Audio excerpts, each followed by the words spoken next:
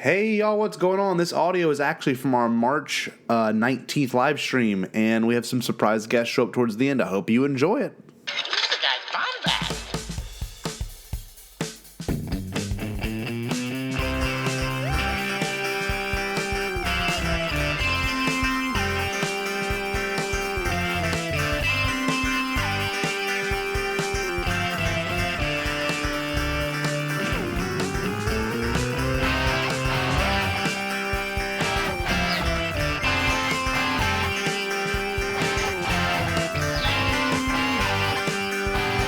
Welcome to the Bombadcast. What is up, Bombad people? We got my boy Gerald, the Kenner Junker, on here right now. Super stoked. The Kenner Junker. The Kenner Junker. And look, y'all, this is going to be our loosest live stream yet. I'm not going to lie. This is going to be just some fun, just some us hanging out, chatting, even about this whole quarantine, what our situation's like, and maybe get your mind off this for a little while too. But anyway, Jerry, what's going on with you, brother? How you doing? Not much, man. You know, I've been hanging out, going to work, and doing my thing. You know, honestly, just really trying to not cough in public if I have to cough. You know, and all that stuff. Yeah. And thinking about Space Wizards and, you know, the normal stuff for me. The normal. Stuff. I've really been like, I've really felt protective of Jiao Yaoza this week. I don't know what it is. I've got, you guys like my new backdrop and stuff, but you kind of saw the edge of my, you kind of saw the edge of my blanket cubicle I'm in my basement. Yeah. Like, oops, sorry. I meant to just show Gerald. I've got like look at it. Take a quick tour of my new digs and all this stuff. Welcome to everyone in the chat, by the way. But yeah, there you go. I got a new setup, and I forgot where I was completely going with this. It was good. Yeah. So I shaved too. I don't know if anyone's seen me. Like, have I posted any pictures of? I don't think you have. No, it looks good. I like it. Thank you. Well, you know, I didn't want to catch a disease, so. I think when I met you, you had your facial hair grown at least a little bit longer than this, just a little bit, right? I don't remember you being super bearded at Celebration. Yeah, I think I had a little because like with our logo, I have a little bit of a beard. I guess you're right. Our logo does have a little bit of a beard. Right. Oh, just real quick, I'm gonna start welcoming some people. First, I'll put them on the screen. Who we got? We got a student of mine, Taylor. Hey, Taylor. My house, my rules, my coffee. Oh, Taylor Richard. Yeah. We got Mr. Michael Condon of 2Med2. Yes. 2Med2. Frank and Amy, welcome. Yes. Lauren Romo of the Galactic Podcast is here. Yes. DeVore, Mr. Dr. DeVore. Yeah. Rez, welcome. Light Shark, my boy. You guys all staying alive in there? Students of mine. That isn't Jerry. Who's the guy on the right? Jerry had to go to the grocery store, and so he left me his twin here. So yes, this twin is named Jerry with a J. Yeah, I hope you guys are sitting comfortably on your thrones of toilet paper right now. Just, you know, really enjoying, I don't know, the hanging out in your house right now. So Seth Parnell is in the chat as well. How's it going, buddy? What's up, Seth? What up, yo? Welcome, sir. Man, all right. See, this feels like the bar at Cheers. The bar is called Cheers in the show. I never watched the show, so I think I make that reference every time we do this. But well, look, Jerry, we got to show them what we're repping. I know your shirt. I saw you wearing Celebration for 3 days straight, and it smelled like it was worn for 3 days straight. Raw. These are available on my LinkedIn. If you go to my Facebook and you DM me and stuff and send me a picture of a roll of toilet paper, I will give you this is the only one I own. This is the only one that exists, honestly. Yeah. My sister-in-law, shout out to my sister-in-law. Whoa, woo! Oh man, you're getting a little Mardi Gras on us there, Scotty. Everyone is freaking out about your lack of beard. I think he looks quite handsome. I thought I had. Well, thank you. You know, I know it's completely different. I go from like Zach Galifianakis to ordering directly off of the children's menu at like IHOP. By shaving. My beard adds 10 years, I feel like. I'll put Jerry in the front so everyone can look at Jerry without his beard for a second.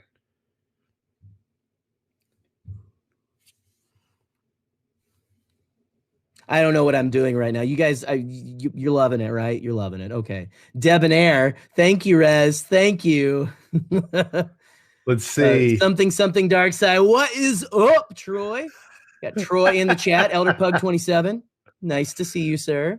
Hope you guys are all again. Hope you're staying safe in the apocalypse. Just this way. And if I were to throw a football, I could hit him with it. He is just that way. Yeah, but no, Jerry does look nice. I'm glad everyone has to say something nice about Jerry. I mean, he really does look very good. You guys know we're having just like a hangout, like chat, like talking. Oh, yeah. We're not doing anything like the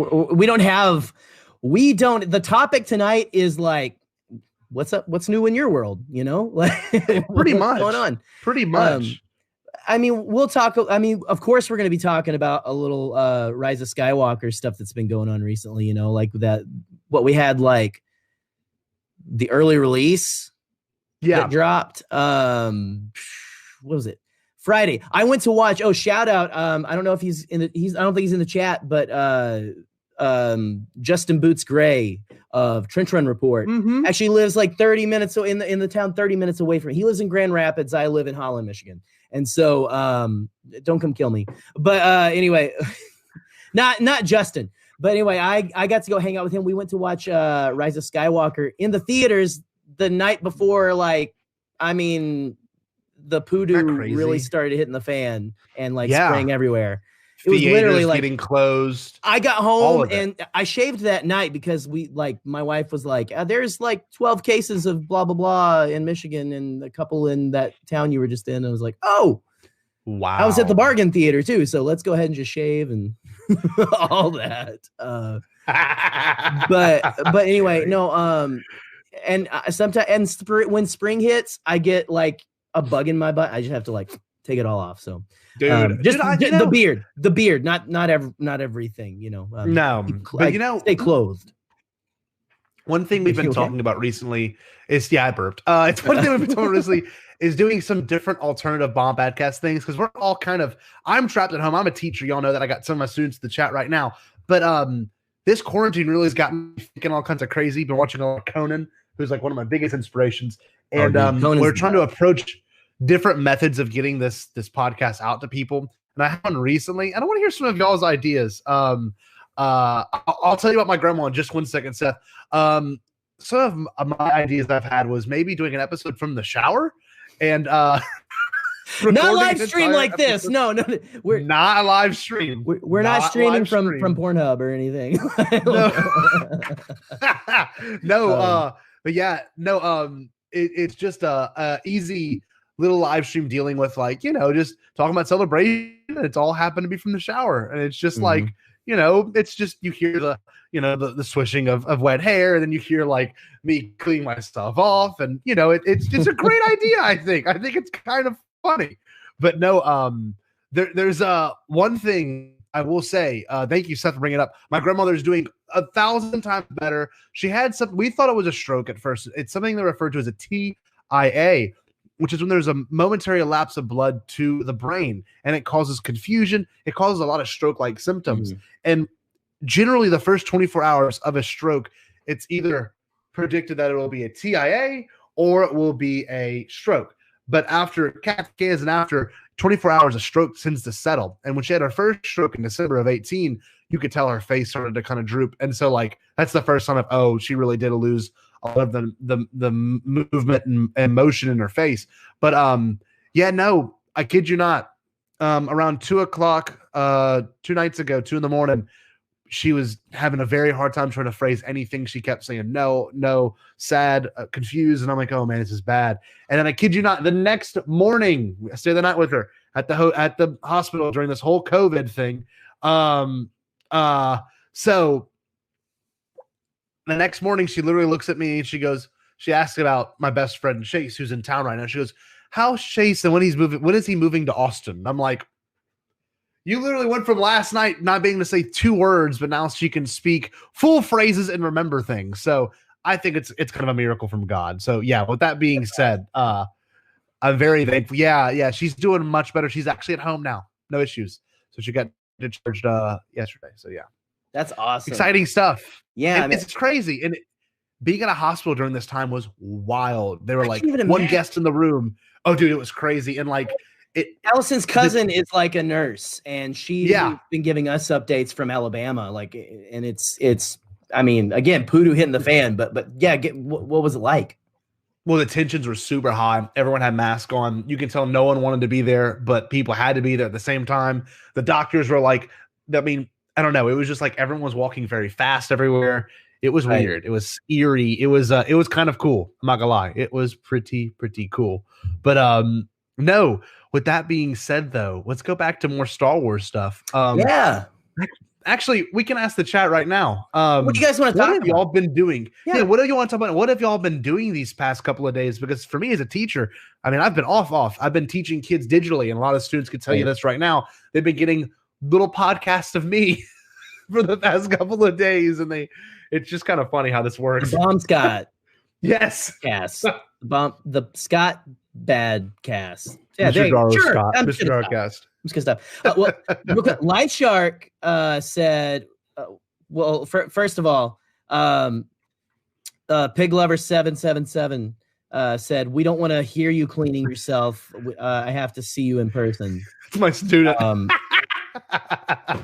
don't really know what that. She meant the shower episode. Right. Yeah.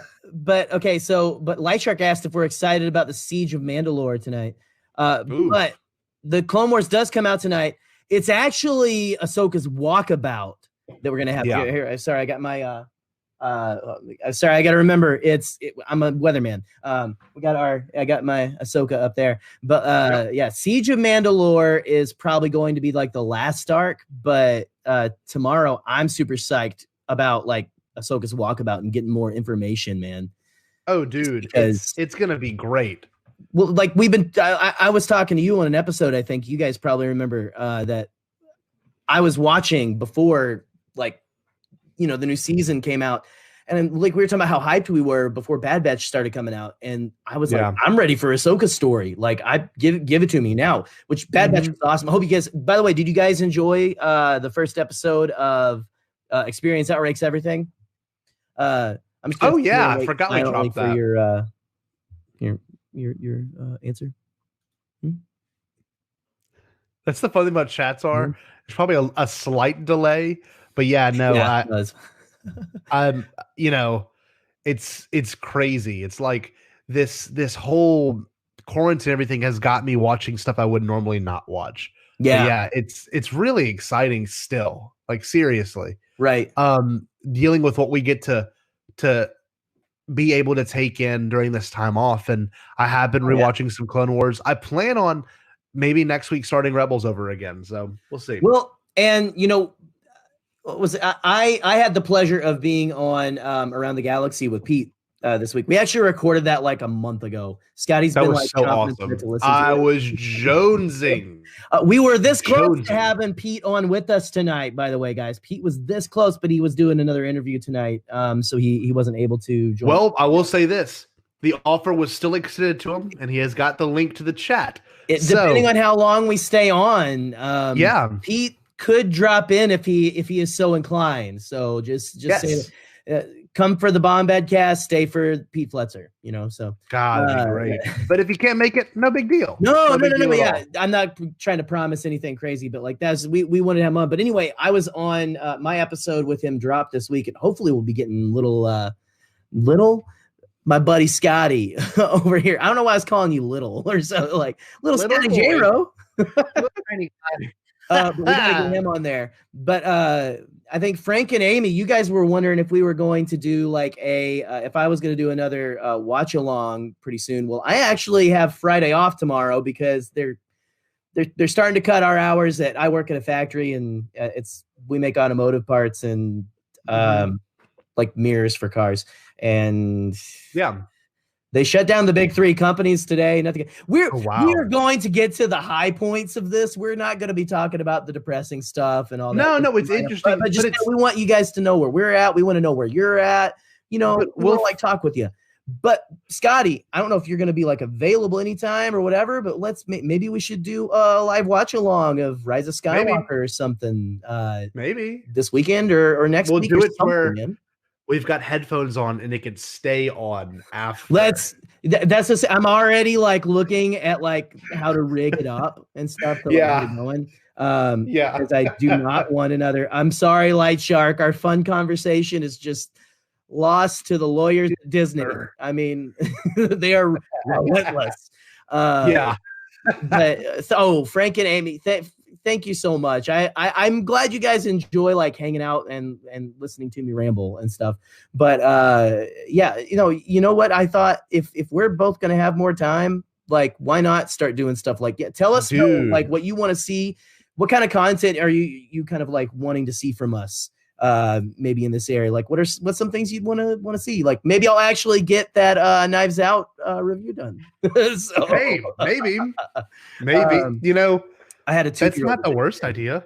But from a certain point of view, join the chat and it said, "Good evening, everyone. Best of vibes to everyone." I agree. Best of vibes to everyone. And real quick, Frank and Amy said, the AT episode with Jerry was really funny. Hey, dude, Jerry, tell us about how that went, please. I would love to know like how that went down. I mean, I know it was recorded a while back before Mardi Gras for us. It was recorded even before Project Luminous was announced. Like, wow. Because I remember the way he worded it, it sounds like because he mentions the High Republic, but it's like if it was going to be the High Republic stuff, he kind of worded it in a way where that was actually before all that happened. Sorry, real quick, Michael 2med2 Star Wars Network said, "Join me, I might start doing karaoke or something like during the day. That might be kind of fun. I might a little Star Wars karaoke or something, a little yub nub or something. I don't know, but anyway, it was." Honestly, it felt like just being on with Pete because you guys know we're buddies with Pete. Pete's a good guy, like, and he's a good friend of the podcast and the show, and just me and Scotty. And it just like we just sat down, you know, had some drinks and just like talked. You know, it was nice. And Pete is a great interviewer in that he almost. Well, I mean, he used to work for he's worked for websites and magazines like his whole career, basically, and stuff. Like he's a professional. The unbearded child now at the time that it released, but at the time it was recorded, it was a bearded child. But Pete really like he knows how to like, I guess, go with the vibe of whoever he's interviewing. Whoa, Hayden, man. A student of mine. That's rough. How long was that on the screen before I actually looked at it? Because that was like, I was like, man, Scott, give Scotty some love, man. Give somebody some love. He's a student. He doesn't have to. Oh, well, unless he wants a bad grade, you know, like, I don't know. Like, I didn't say it. I didn't say it. I'm just kidding, Hayden, because you love me. Clearly, I'm the best. But yeah, this is what it is. Yes, Lauren, those are the best conversations and stuff. And I don't know, we love it. And speaking of chilled, relaxed conversations, but that are also maybe filled with a little bit of, I think it's the most Scotty, me and you have ever been at odds is our episode dropping tomorrow. Oh man, let me get the banner up. With none other than, hold on. Where's the banner? Hello, Greedo. Huge episode. Holy crap, guys. That episode was so much fun. He's such a fun guy to talk to and stuff. Like his I mean, I know he may come off as like, I think he comes, I already get bad grades. You're me. You are me at your age. Like, well, I already get bad grades. Who cares? It's gonna happen anyway. I'm gonna be a YouTube personality. No. Yeah.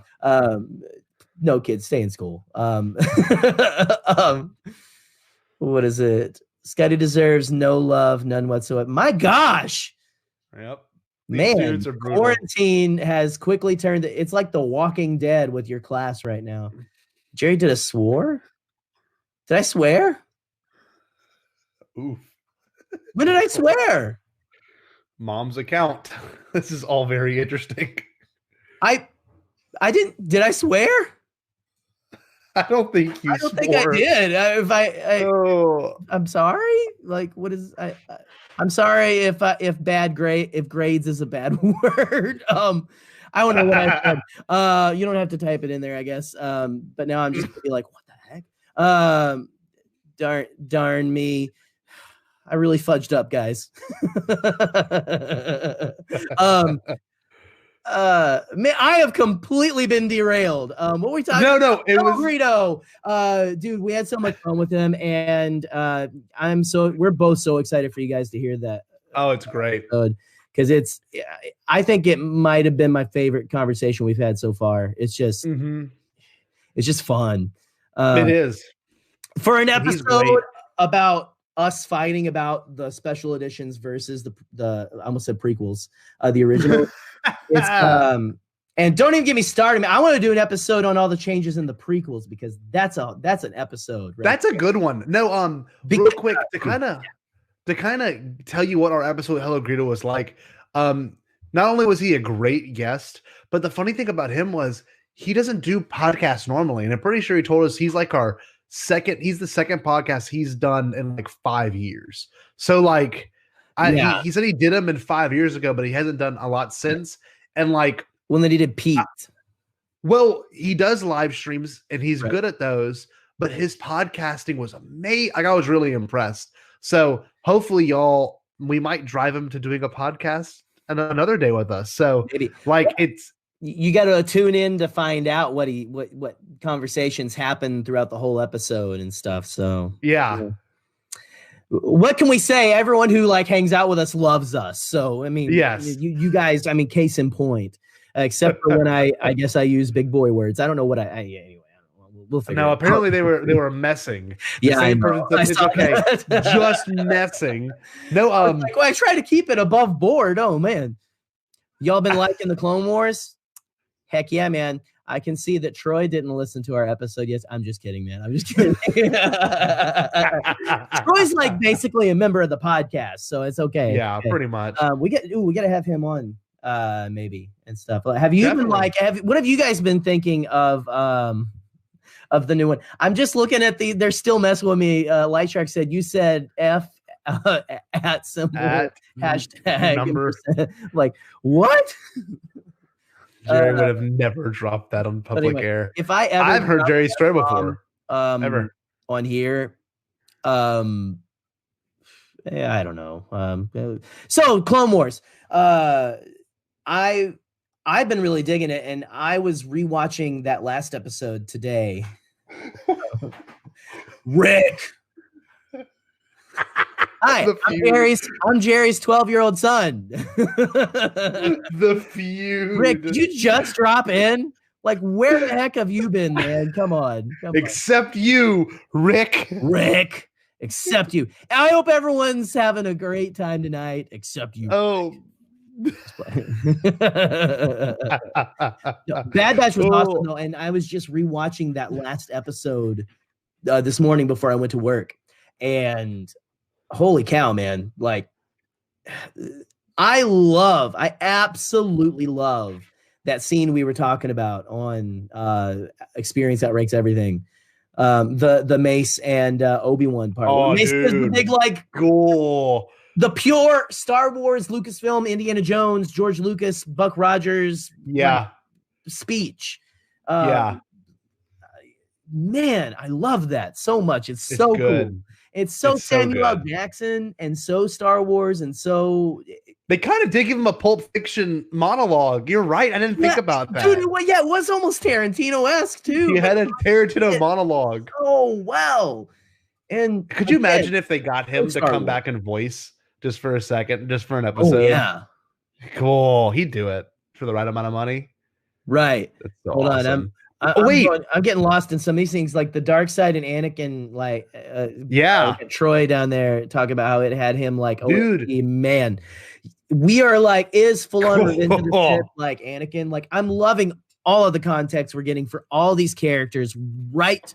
Like literally months or weeks before Revenge of the Sith. So, man. Oh, it's awesome. It's awesome. And like the idea of him like being cutting off what's his face's arms. See, I just learned on the podcast. Admiral Trench. Admiral Trench. It was his mechanical arms, but in Star Wars you can have like, you can Luke poked his synth skin stuff and it hurt. So but I can't remember. Did it seem like it? See, I guess it seemed like he was like, rah. I mean, you're probably gonna like have Fanta pay. I'm really over analyzing the mechanical arms thing. So this is a tasty burger. I don't know what is going on in the chat. That's from Pulp Fiction. Oh it yeah, tasty burger. The you know what they call what is it, a Big Mac or something? A quarter pounder. No, a Royale with cheese. Yeah, a Royale with cheese. A quarter pound. Yeah. The quarter pounder. Dude, double quarter pounder is where it's at though. All right. Double quarter pounder. So if you're gonna go big, go big or go home, man. They just called it the halfer. Go full half a pound, man. That's all I'm saying. Just go full half a pound. Heck, get 2. Go full pound. I'm surprised no one's asked us yet, Jerry, but there's no giveaway. Just to let y'all know, there is no giveaway yet. No giveaway tonight. Yeah, sorry. That's why I didn't put it in the marketing. No, neither did I. That's okay. They don't need a giveaway. Like we had 2 in a row. Do we have to bribe you guys to hang out with us every time? Like, yeah, we haven't really. We have stuff to give away eventually. But we're kind of saving our stuff and doling it out and stuff. I don't know. We got to see though. Okay. Like I almost thought, Scotty, today about like, what if we like said, hey, have like some weird random question and be like, if you can answer this hard question, then we will buy you a Bombadcast pillow of your choice and send it to you. So in case you're like sick, you can like hug the Bombadcast pillow or something. Hug us. Maybe. Hey, maybe we'll do another giveaway another live stream this month since there's going to be some free time between Jerry and I more than likely. So yeah. Oh, 2med2 sent us a comment and said, "Hey, Bombadcast, Monday night, got any plans?" I don't know. What you got asking us out? What's going on? Yeah, what you got in mind? Hey, Chadna Zoopson. What's up, Jacob? What's up, man? What's up? Chadna Zoop. Bombadcast merch. Oh, Laura Romo, I agree. This arc is going to be incredible, I have a feeling. Yes. Like, seriously good. I'm so ready for tomorrow. And again, because of all the madness in the world right now, like they're cutting back hours at my plant. So I'm like off tomorrow.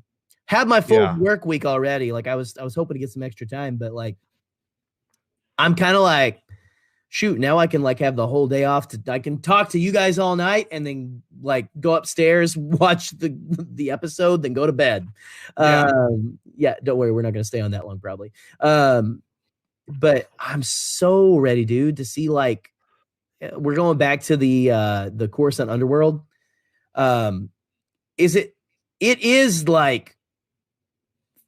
it officially 1313 or is it just like I thought it was theorized that it was 1313. I counted all the levels when they did that shot in the trailer, when they panned up, I counted every level. It was 1313. It was 1313, yeah. So you counted every level. Count every one of them. Counted every single one of them. So yeah. Jerry versus Scotty. Scotty, who will win? I guess vote now. You'll find out tomorrow if you listen. Vote now. I don't know. Where's the pot of EPs? Where are they? If you listen tomorrow, you'll find out who won. There is kind of a debate. It's a little bit. It's like a point counterpoint. Or Oh wow, you're don't know. right. That's all I kept thinking was how much Jack was a part of the episode of ATG. He Every really other was, like and I word. kept referencing him because he was like all up in my. I've moved, as you can see. I've moved. I do have my. I'm in a bigger room that's like away from the laundry room I usually record in. Yeah. And I have a cat tower that I've like kind of. I've utilized his cat tower as part of my cubicle as the corner away and stuff. And so I've got stuff kind of like nailed into the bottom and stuff of that to protect his little paws. So don't worry, we're all good. But he is I'm guessing with my wife right now because he's not in my lap and he's not on there. Yeah. Sorry. I don't know, but Jack, like, seriously, he's almost like a character on here too. Like, he'll show up randomly. You don't hear him as much on our podcast, but there's some reason he, like, maybe it was a full moon whenever me and Pete were like recording or something. I don't know, like, but he was like all over that episode for sure. So I don't know. Maybe I'll call him down later. Who knows? We have a cat named Jack too. He's not quite as vocal unless the treat comes out. Dude, I feel that. You should hear him when the treats come out, man. I mean, like, my wife had hid the catnip the other day, like last Sunday, I think, behind the couch, and he found it and would not leave it alone. It's like we'd be sitting there watching TV, and then all of a sudden you'd hear psh, psh, psh, psh, psh, psh, psh, psh, psh, psh, psh, like pulling it out from behind the couch by himself, and then like going meow, meow, meow, meow. I'm sure that's why you guys come here, is to do this. Hey, what's up, Isaac? How you doing, buddy? What's going on, Isaac? Stay, but your dad has to leave. I'm just kidding. I'm joking. No, Rick can stay. You can stay too, only because Isaac is with you. So exactly. What's up? We got Isaac in the chat as well.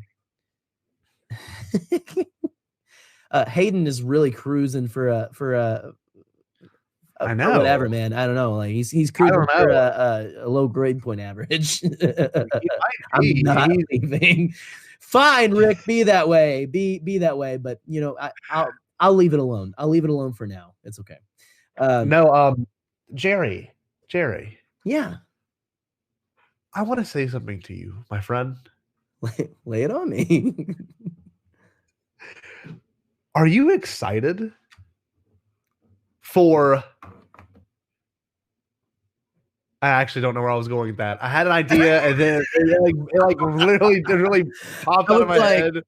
I was thinking, what are we hyping up? Like, I know. So, like, this whole social distancing thing, am I hyped to be locked in my house for a couple weeks? Well, yeah, I mean, like, I mean, if it happens, I still am working, but it's just like we plan on having a guest this Sunday. And then I was like, I don't know, because I don't want to get him sick in case I got it, because I was at a hospital the last couple of days. So real quick, we have a couple ideas for this episode coming up. Give us your episode ideas. What is something Jerry and I should cover? Seriously, get weird with it. And in the comments, please. Please program the show. No. Yes.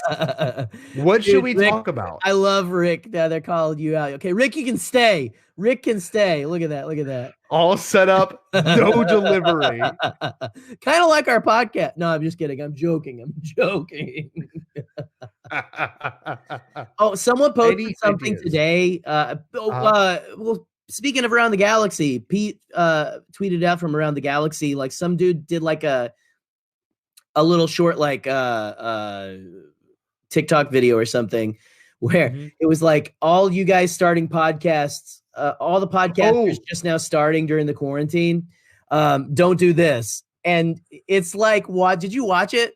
Yes, it was hilarious. It's like, and I was like, this is 100% me and you. Like, yeah, it's just like, not that bad. I'll let you finish. No, it was I'll let you finish.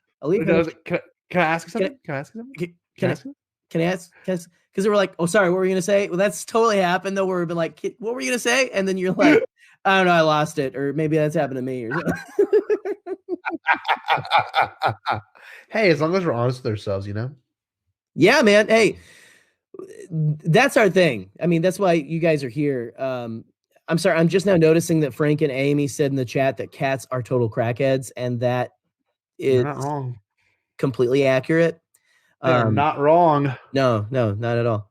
I'm gonna let you finish. I'm gonna let you finish.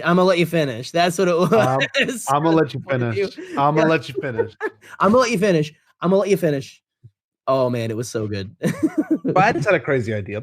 What's Let's up? go to Wikipedia. I'm gonna go to Wikipedia, and we're just gonna. I think there's a page randomizer. We're gonna click on that and see where this takes. Oh, okay. Wikipedia. Okay, let me see. Wikipedia. Okay. Yep. How many times have you guys watched Rise of Skywalker? By the way, oh, that's a good question. Came out since it was released early, like literally the day after I went to watch it with Justin from Trench Run Report. Which shout out again to Justin. Thanks for hanging out with me, man. Great to meet you finally.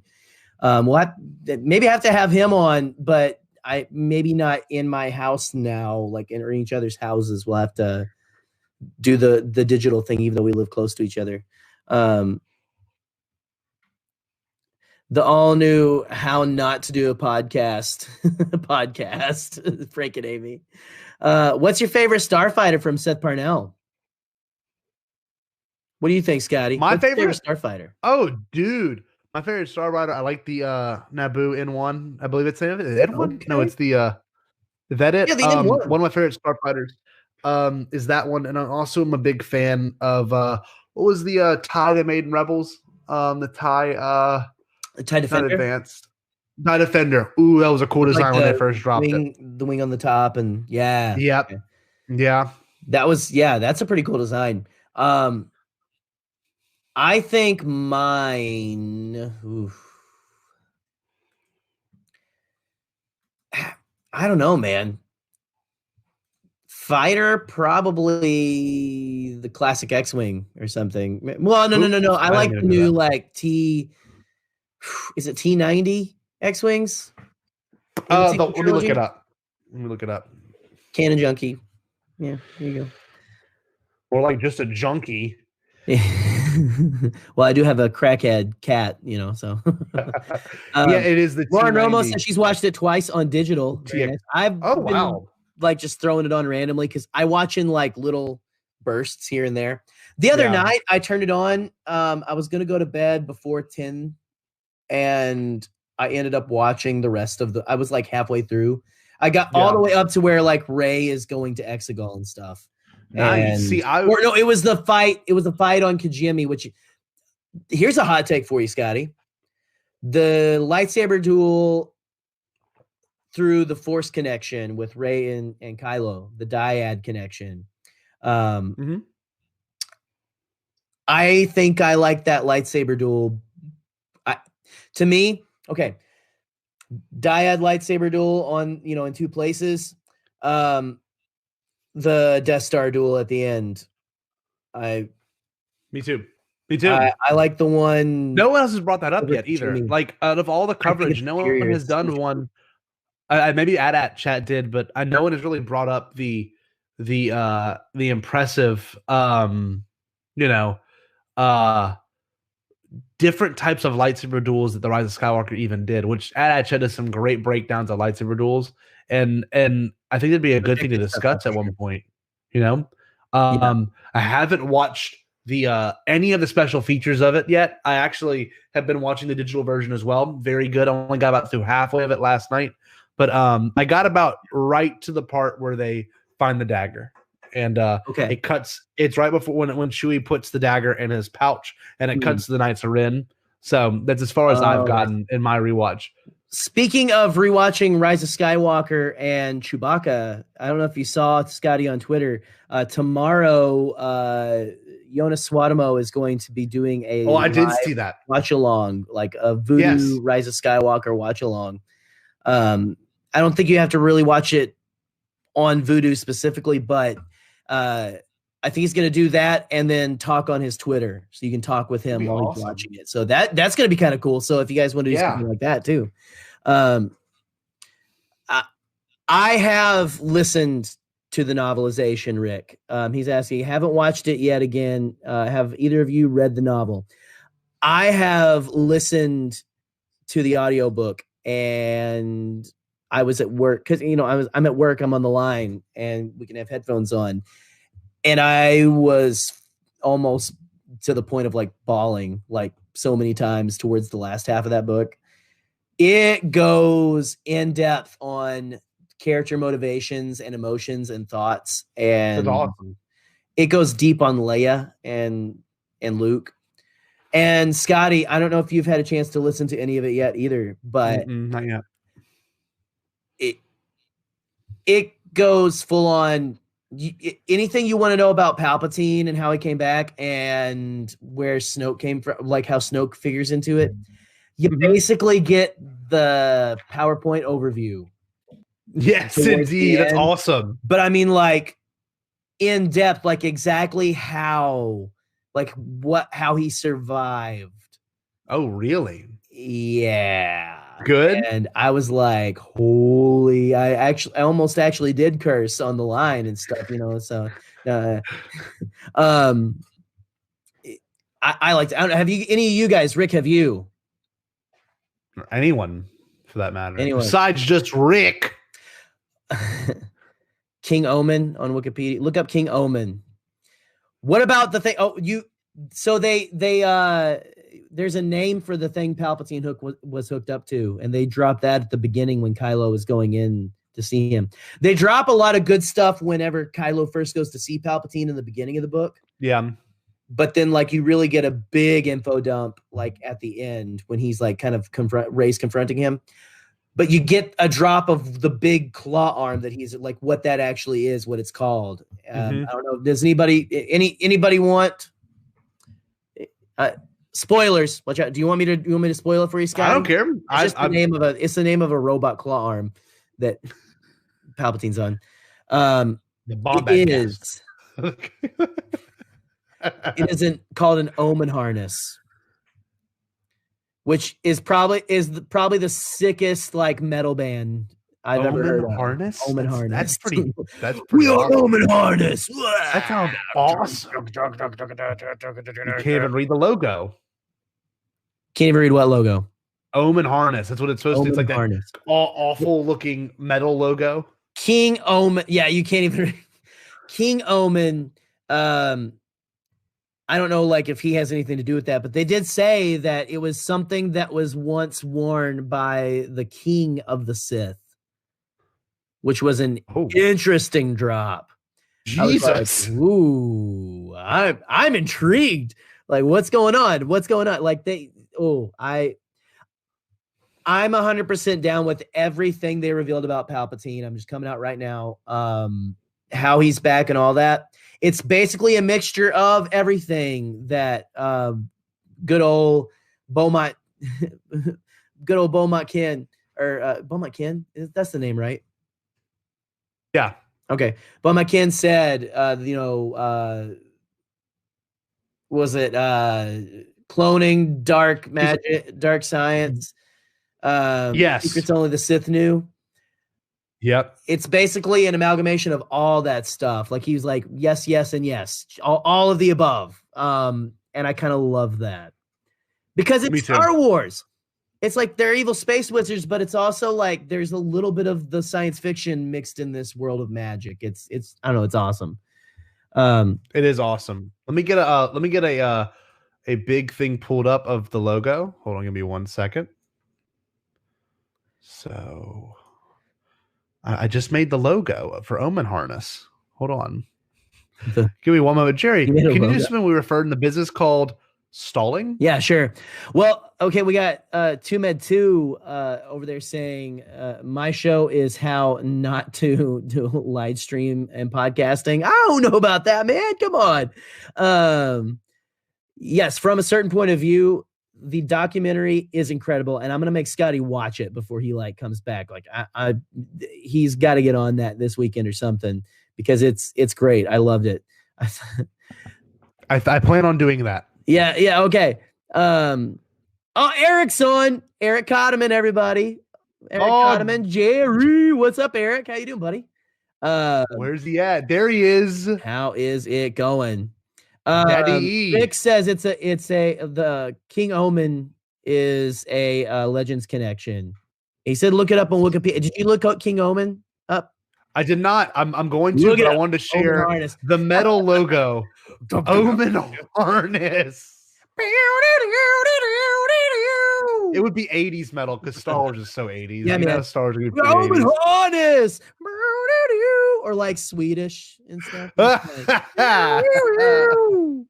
you heard it here first. Omen Harness, the newest band from the Bombadcast. Oh no, Lauren! I just saw that you haven't typed into the book yet. I'm sorry. I revealed the Omen Harness, but that's all I'll reveal. I won't say, and I won't go into anymore. Like it's a good.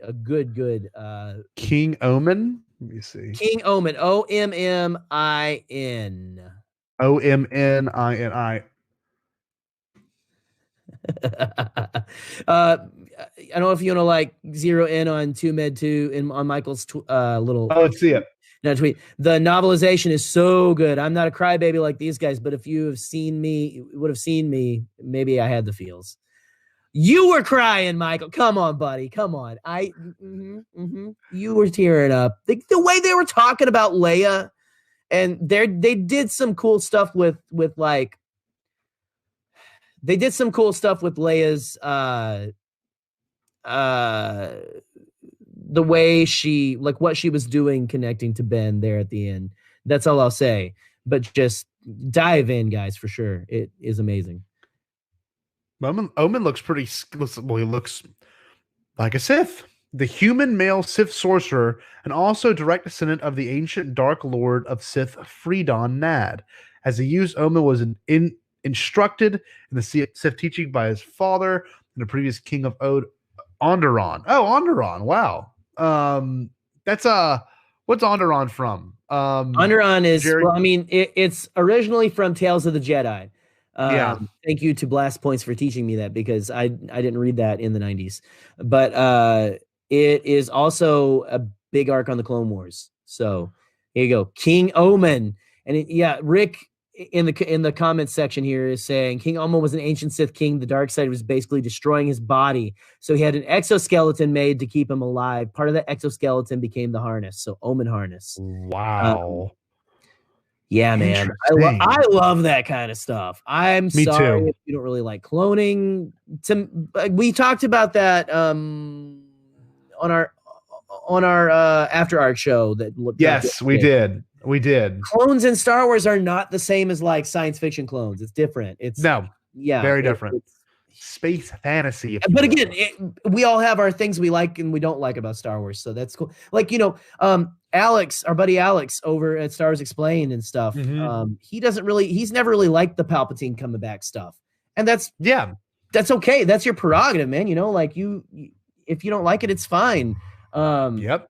I completely agree. But I don't know. I kind of like the whole, can you guys hear me pouring my coffee out of my, I got my, look, I'm going to make you guys jealous. I've got a R2 French press down here because I'm sophisticated. That actually is really cool. Can you show that again? I'm going to pull it up big. I actually think it's pretty awesome. They still have it, but Think Geek, I got it for Christmas from my lovely wife. We're now, that's wicked. We're basically now like a QVC. You can make coffee in it. You can pour it. You can pour whatever liquid you want into it, probably, and pour it into another container of sorts. Yeah. I'm pouring it currently into my Knives Out. You are QVC. You're pretty brand, Jerry. I'm gonna be honest with you. You're big about branding. I'm gonna grab some merch. We can show off some of our fun merch we got. Hold on. Ooh, we got fun merch. Here, hold on. Not our merch, just merch in general. This is really just like a crazy hangout. I am fancy. Thank you, Lauren. I'm very fancy. Hershey boy, he's gonna head out. Thank you for joining us, sir. So real quick, I'm showing y'all. So speaking of special editions in our episode Hello Greer tomorrow, I whipped this out whenever we were chatting. And yes, he does Skype with the mask on. So just to answer your question. No, yeah, it was weird because you're if you're gonna do that, then okay. You've got Michael Chiklis, Jabba the Hutt. With Okay, wagging tail that Han can walk over. Dude, okay. You stall for a second, okay? Okay. Look, let me get my screen big. So, other things I have that are pretty cool. I don't think Jerry's even seen this. Hold on. So I've got my special edition Jabba, who looks sickly. He looks like he should be in the hospital for coronavirus. Another thing I have, which is really cool. I haven't shared this with Jerry yet, so maybe when he comes back, he can see it. My uncle gave me this as a gift 2 years ago, and I'm gonna take the batteries out of it because it's still got good batteries in here. It is a hold on, let me close it back up. An original, probably one of the first, not first RC toys. That sounds ridiculous, but probably the first Star Wars RC, if I'm not mistaken. It is a Kenner R2D2 from the 70s. Really cool. It's got that slight discoloration, you know. Its little head can move, and you can make it move back and forth. And it's got like this is so awesome. Electronic do not drop. It's a pretty literally cool toy. Will explode. It will yes, explode. it will. It's from 1977 or 78. It will definitely explode. Jerry, what do you have? Because we can keep doing this all night. I wanted to be like the Wonder Twins with our matching Michael Chiklis Jabba the Hutts. Yeah. But realized that my 1997 special edition Jabba the Hutt with the tail back behind is way upstairs in my bedroom, and my 2-year-old is sleeping in the room next to there, so I didn't want to like run up like a 12-year-old. But I found my Jabba the Hutt from the Phantom Menace that oozes the slime when you push his. Oh, dude! I've always wanted so you can take his top half off and fill him with slime, which does not seem very practical, because it goes way in there. I don't know what they were thinking. Jerry, they don't make stuff like this anymore. See, you got like the moobs right there, like at the front. And I mean, this is cool because this is almost like classic looking Jabba. This is not how he looked in the Phantom Menace at all. I want to get like the Black Series Jabba the Hutt that was like $50. I still can't believe I haven't gotten that one yet. But dude, I've always wanted that exact toy though, the one you have in your hand right now, because I saw a video of someone. The exact replica of the one they made when Return of the Jedi came out with like the tail and everything, because it's the same position, the same.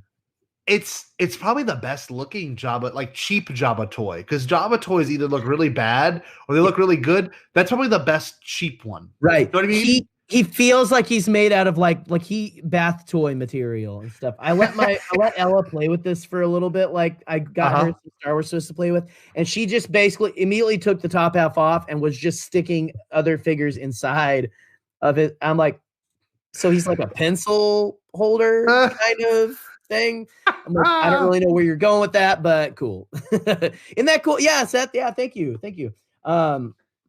What would have been really cool is if they made like a Gardula the Hutt, just because she was like kind of back way in there. The Thursday night Bombad show and tell. You got that. That's right.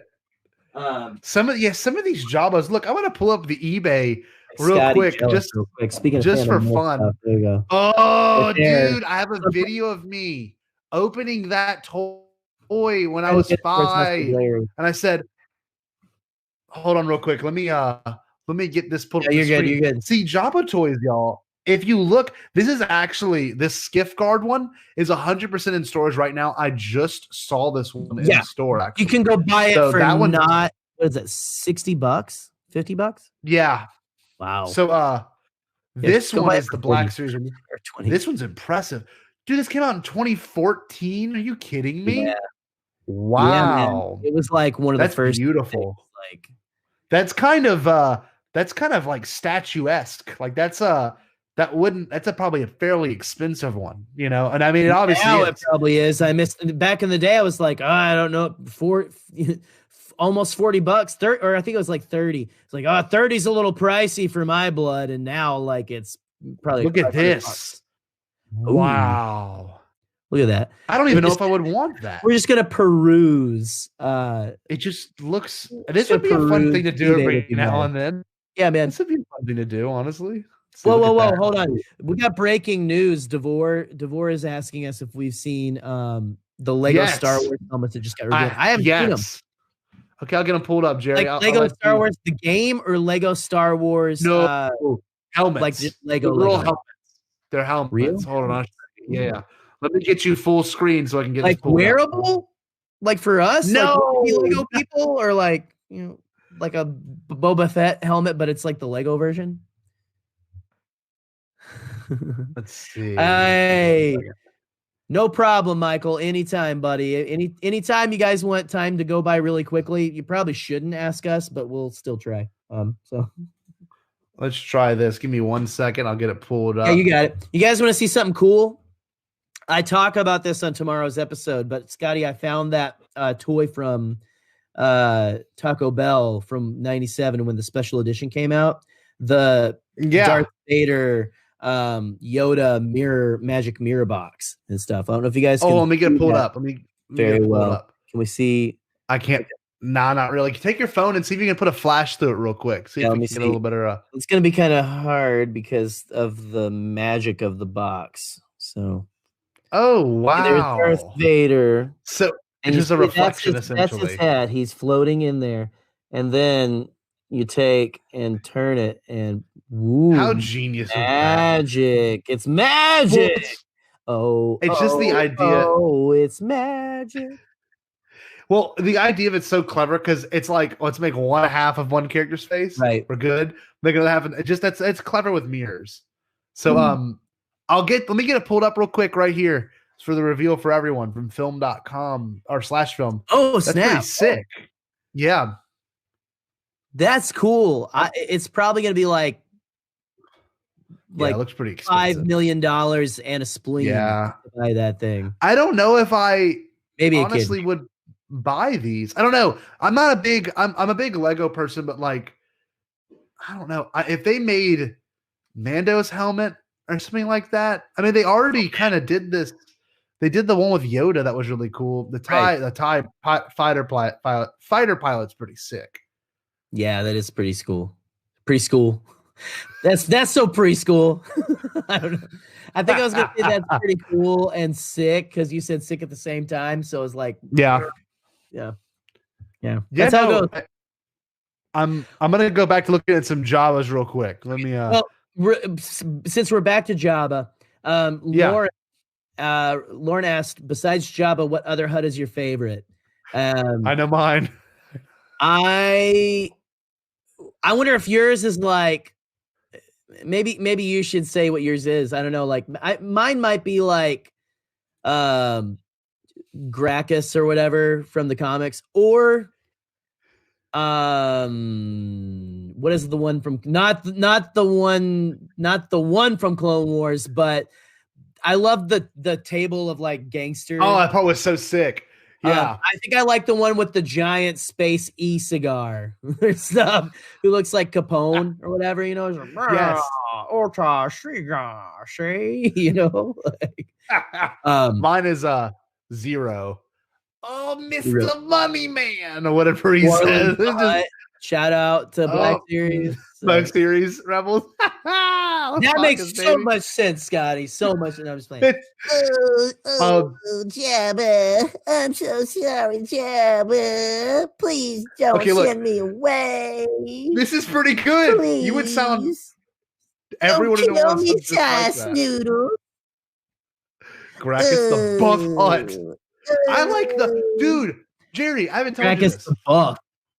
I like the I'm getting caught up on Resistance, and I finally watched the one where they go to the space casino, and those Quacky and Mucky lizards and the buff ones. That was hilarious. Oh, dude, I love those things. The Kowakian ape lizards. Yes. That's their official thing, because I was like, wait, that's just a jacked one? Paul Stanley the Hutt. Paul might show up. Uta, I think someone's at the door. Hold on. Let me check. Someone's at the door. Hold on, wait. Whoa. You kind of freaking me out. Tell him he needs to social distance. Hello, Stinky the Hutt. Hutt. How y'all doing, people? It's me, Boston. Lauren likes Stinky the Hutt. Stinky's good little Did y'all hear that? Wait, did you hear that? What'd he say? Did you hear him? I thought he was coming in. Shut the door. I had to shut the door. Yeah. I had to shut the door because he was spraying Lysol in my face. He was just saying, "How you doing?" And I don't know who heard Paul. You heard Paul comment. Yeah, that was weird. Comment. Yeah, get in the comments here and to Paul Stanley. Gosh, amazing. That's so awesome. aggravating. Let me make sure he doesn't. I'm telling Katie to make sure he doesn't come back in, or at least tell him to not spray Lysol right in your face. That's not helpful. That's not going to stop anything. That's just going to blind. It's so awkward. Has anyone listened to our episode? There's Paul again. Look at that. Kind of startled me. That one startled me. Yes. How y'all doing, people? Please leave.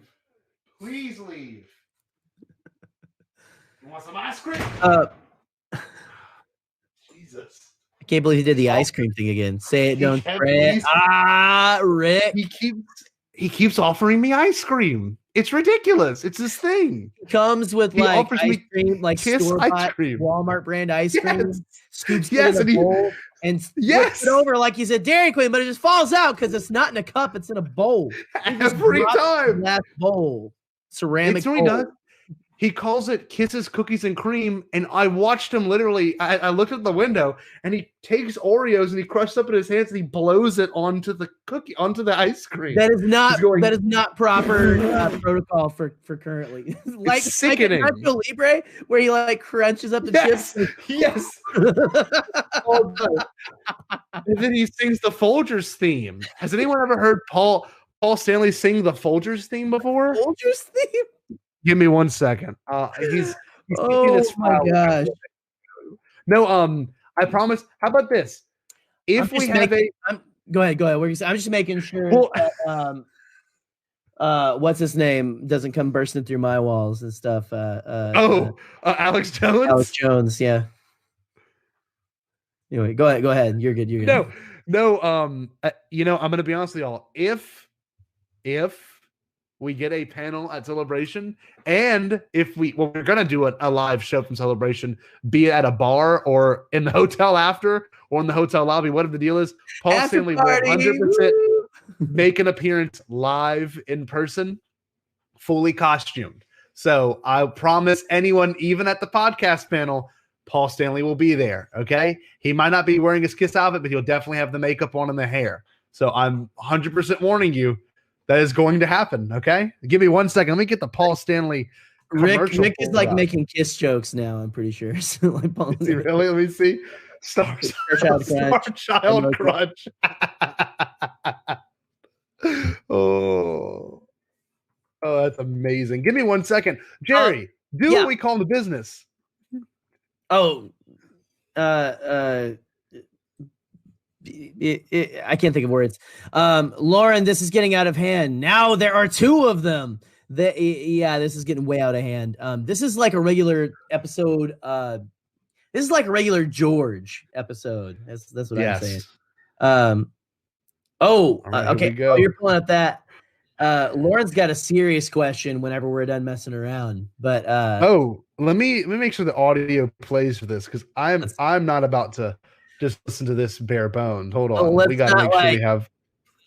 Let's not get flagged. People. Speaking of, no, it won't. No, there's. It's already been shared like 1 billion times on the ether internet. So there's no way we can get flagged. It's in the ether. All right, here we go. This is Paul Stanley. Whenever he makes coffee in the morning, I hear him. He's right out. He lives a house down. But still, he makes sure he has his microphones and amps always plugged in. And generally, this is what he sounds like. So, yeah, this is I hear this almost every morning. And it's like a chicken, when chickens, like in country movies are like chickens, like, you mean roosters? Do that in real life. Roosters. It's a male chicken. This is what we hear in our neighborhood. So okay. Prepare yourself. I'm ready. This is your wake-up call. Time to reach. Go for it all. Vultures stir inside of me, and I know what I can He screams his part. Folders. I said folders. Folgers commercial. Here we go. Oh, that face!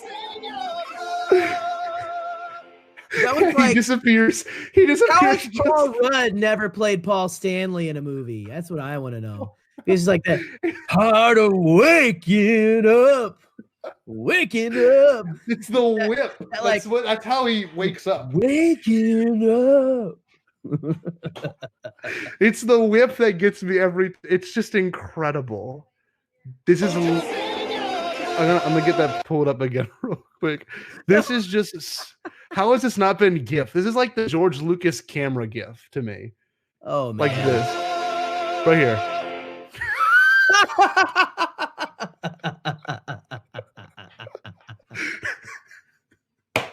Movie magic. Caffeinated accordion. Jesus. Tell you what, Scotty, you send that to me, I'll get it for you. That's just the kind of friend I am. My coffee, my house rules. Jerry, we haven't mentioned this. Actually, not Folgers though. What? What? We haven't mentioned the March Madness, the March Weirdness. What? Oh, we haven't brought that up. Yeah, last matchup. Actually, the beginning of like we're all the way through we're winnowing down the competition. We're gonna start like pitting the winners from the last few against each other now. Like we are officially like getting down to the championship. So it's coming down quick, and it's gonna get even weirder. Trust me. So it's gonna get. If you haven't been following that, like go follow our posts that we do and stuff. I said we're gonna do another one tomorrow. I'm trying to think. I don't know if I want to do I'm gonna wait till tomorrow and you'll see what the matchup is tomorrow. So we got Max Rebo Band. Oh, that's like the big Max Rebo, and that's when they were like, okay, no one likes the Jiao Yaoza character, but that's the exact same. Like the dance. Wait, no, there's Jiao. All right. It's like a double pack. Or no, I think it's just they're selling it together. That is from the saga. It's got the floor.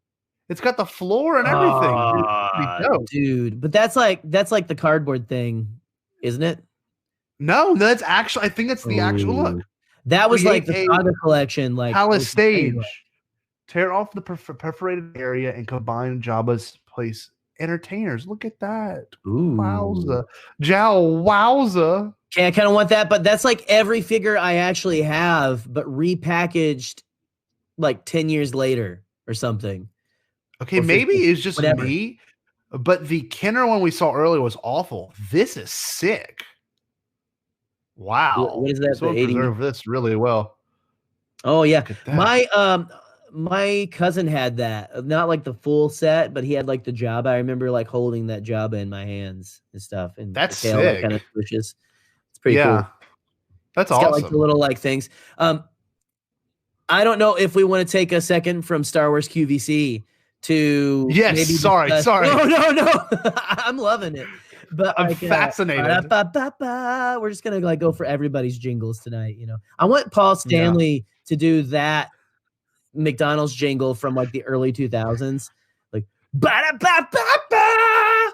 You know, I can't. You know what? How much you bet he did? I'm gonna look into it right now. Okay. Honestly, they've done Walmart commercials. Like they've done everything. So okay, we were talking about Celebration a little bit ago, and Lauren asked, "No way." No. Okay, I was gonna say you're joking, right? I got. We could play like excited. 6 degrees of Kevin Bacon, but like 6 degrees of Paul Stanley eventually. I don't know. Oh my. Paul Stanley plays Rock Band. Okay, I'm gonna have some fun tonight after this is over. Scotty's got the rest of his evening planned. So sorry. Anyway, I'm so sorry. I'm just messing with you. So yeah, I don't know if you to pull up Lauren's little question. What am I? Yeah, sure. Lauren's question there. Speaking of Celebration, thoughts on it getting canceled. Now, are you asking if it gets canceled or postponed? Or was there Twitter hasn't blown up yet for me. So I did it. I asked today, I kind of put a shout out there.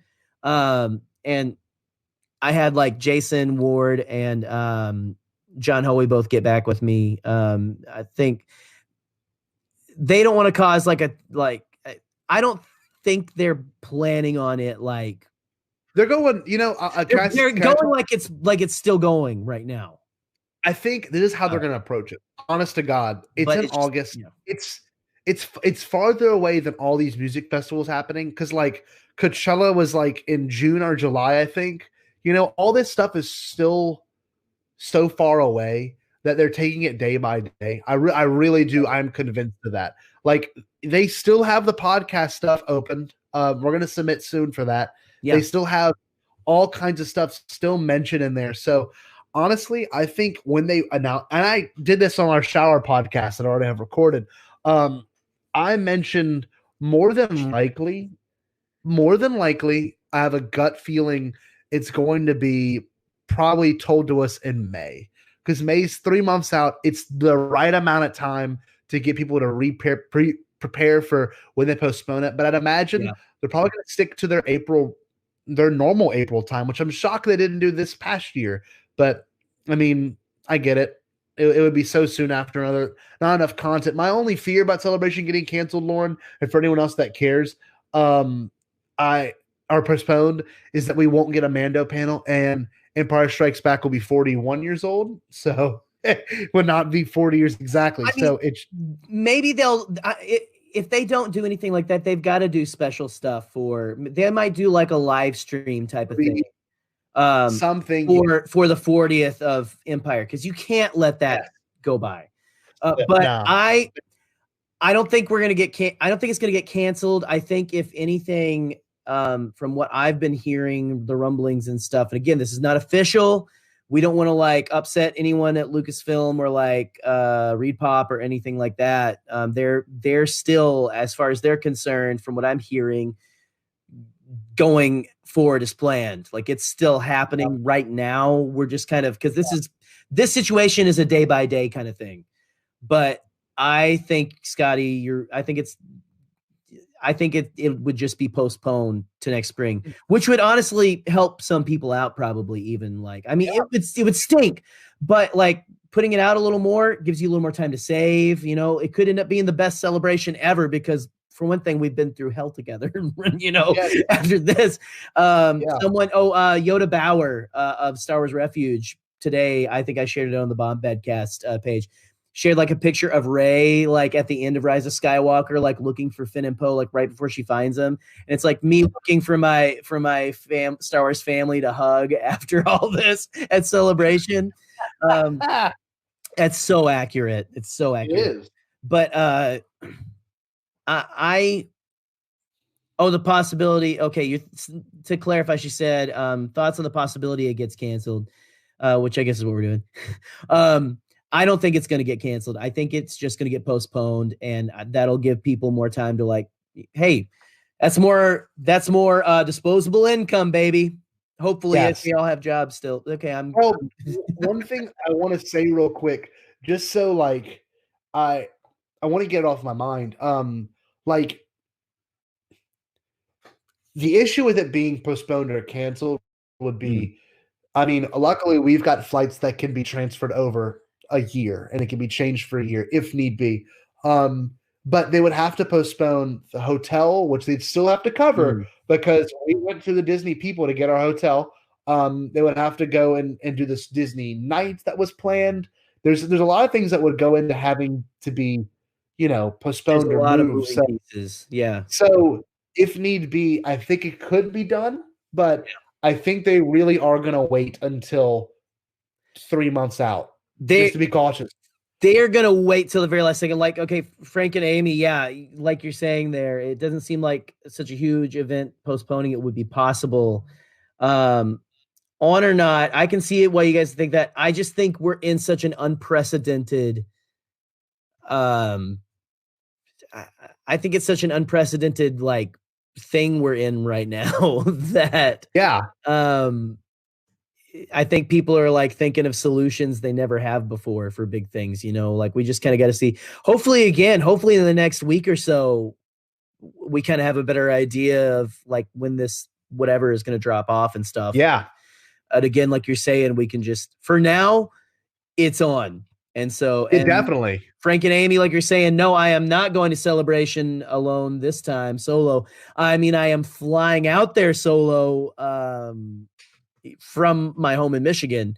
But beyond that, is that Paul that's walking in? No, it's not Paul. Actually, it's Katie delivering my kettle corn. Katie, kettle corn. Oh yeah. That is the way to live stream right there, is with kettle corn. Yes, it is. I actually still have my Star Wars popcorn tin from Christmas in my I have like a snack cabinet over here that is just snacks that my family doesn't want to eat. So that sounds really sad. I'm in my basement with snacks my family doesn't want to eat. So they're pretty good. They're pretty good. Pretty good kettle corn. Eric said, did you boyo see the Ewan McGregor deepfake in A New Hope? Looked pretty dope. I didn't know that existed. I didn't know that was a thing. So, and also shout out Seth Parnell says that kettle corn is the bomb. So yes. pretty good. Pretty good. Bad. Yes, sir. Sir, yes, sir. One thing I will say, while we're here, I believe we will have a special guest join us in just a brief moment. Actually, Jerry, did you notice anything or no? I don't think, maybe you can't see it on your side. I don't think I can see it on your side. I'm wondering though, since again, two of the recurring cast members of the Bombadcast live in close proximity to you. You said you could throw a football yes. Troy, which I don't know why you're right. What is this, like Napoleon Dynamite or something? You Uncle maybe. I don't want to drop anyone yet. Bet I could throw a football over them mountains. Maybe. I'm gonna over them mountains. Over the mountains. Excellent. Well, I'm waiting to get approval real quick before I let them join in. So I'm gonna let you stay nice and curious for a second. I'm like the anticipation is killing me. Again, I think I know. I have it narrowed down to 2 suspects. So okay, are you ready? I'm going to bring in our next guest. I'm going to get the banner pulled up. Ladies and gentlemen, welcome to the Bombadcast live stream. Whoa! Mr. Pete Fletzer, sorry to blow out your ears there, Pete. How are you? How's it going, man? I'm excellent. I had to be on your show because you were just on my show, so it felt right. Felt like I had to do it, even though we don't need to. You owed me one. You owed me one. We recorded it I think in 1986. It was so long before I was able to get it on. I recorded it and then I had a whole bunch of things pop up, and I'm glad that when we talked about it, there wasn't any new Star Wars movies that came out in the time between when we But no, it was great. But how you guys doing, man? I'm so I just actually recorded. I just had a really fun conversation with somebody that I follow on Twitter, and she was really cool, and it's going to be a cool show next week. But we're done, and I look. I know you guys' show. I knew you'd still be going an hour after. That thing we talked about already. That video you shared of that guy on TikTok or whatever, who was all the podcasters starting podcasts right now. We just talked about that at the beginning of this live stream. But man, I was like, that's me and Scotty to a T. Like, oh, sorry, I'm gonna let you finish. I'll let you finish. So what were you gonna say? You're not wrong. You're not wrong. Well, that's awesome, Pete. I'm glad you could make it, man. Nice little surprise for anyone else in the chat. We got some people bringing up. We've got Mr. Rez, Pete, 2med2, Pete. Charter Zoom said, hey. Whoa, Pete. It is officially a stream now. You're not wrong. We went from a trickle to a stream. Yeah, I mean, this is the only way we're allowed to speak to people now with the yes, going on. Yes. So thank God we started this. We're all conditioned to talking like this anyway. So they were like, you guys probably just need to talk online now if you're gonna hang out with anybody. We're like, none. But no sweat. I was reading somewhere and somebody had said this, and it was an interesting observation. Like, we are prepared, like we've been preparing for this forever. We now have streaming. We have none of us really need to actually meet anybody. We have video conferencing. We have so yeah, I think the Star Wars podcasting world has been doing this for at least a year or so that I'm familiar with. So we've been ready for it. I have a feeling Star Wars Celebration is going to be this. It's going to be a bunch of people on live streams just talking to each other. CouchCon, as Joseph Scrimshaw called it, right? Exactly. Yeah. I say, okay, Pete, man, you got your wine and stuff. You're ready to go. Man, I got my cold coffee as usual. So very nice. I love in my 5-gallon mug. So I just went and grabbed some water because I was like, we're gonna go a little bit longer. Liquid. That's a given.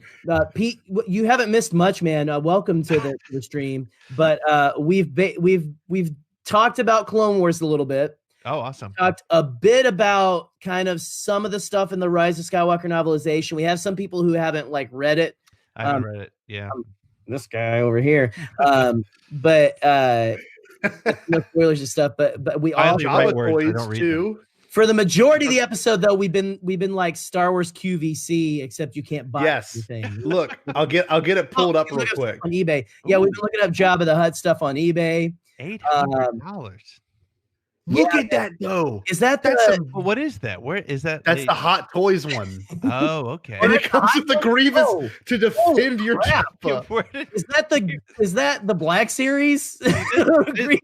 I kind of feel like whoever's selling that looks like somebody has lost their credibility. Like, you can get this Hot Toys of Jabba, and I don't know this guy. Look at Vin Fortuna's face. I gotta get a zoom in on that. But it's like, what is that? Like a 3-foot tall? That's the only photo. I thought there would be more pictures, but that's it. For $800, you better have more than one photo. So let me ask, if you guys are showing this,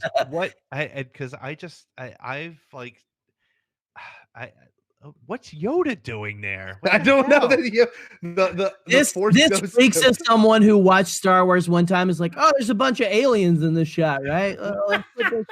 That's like Ghost Yoda too.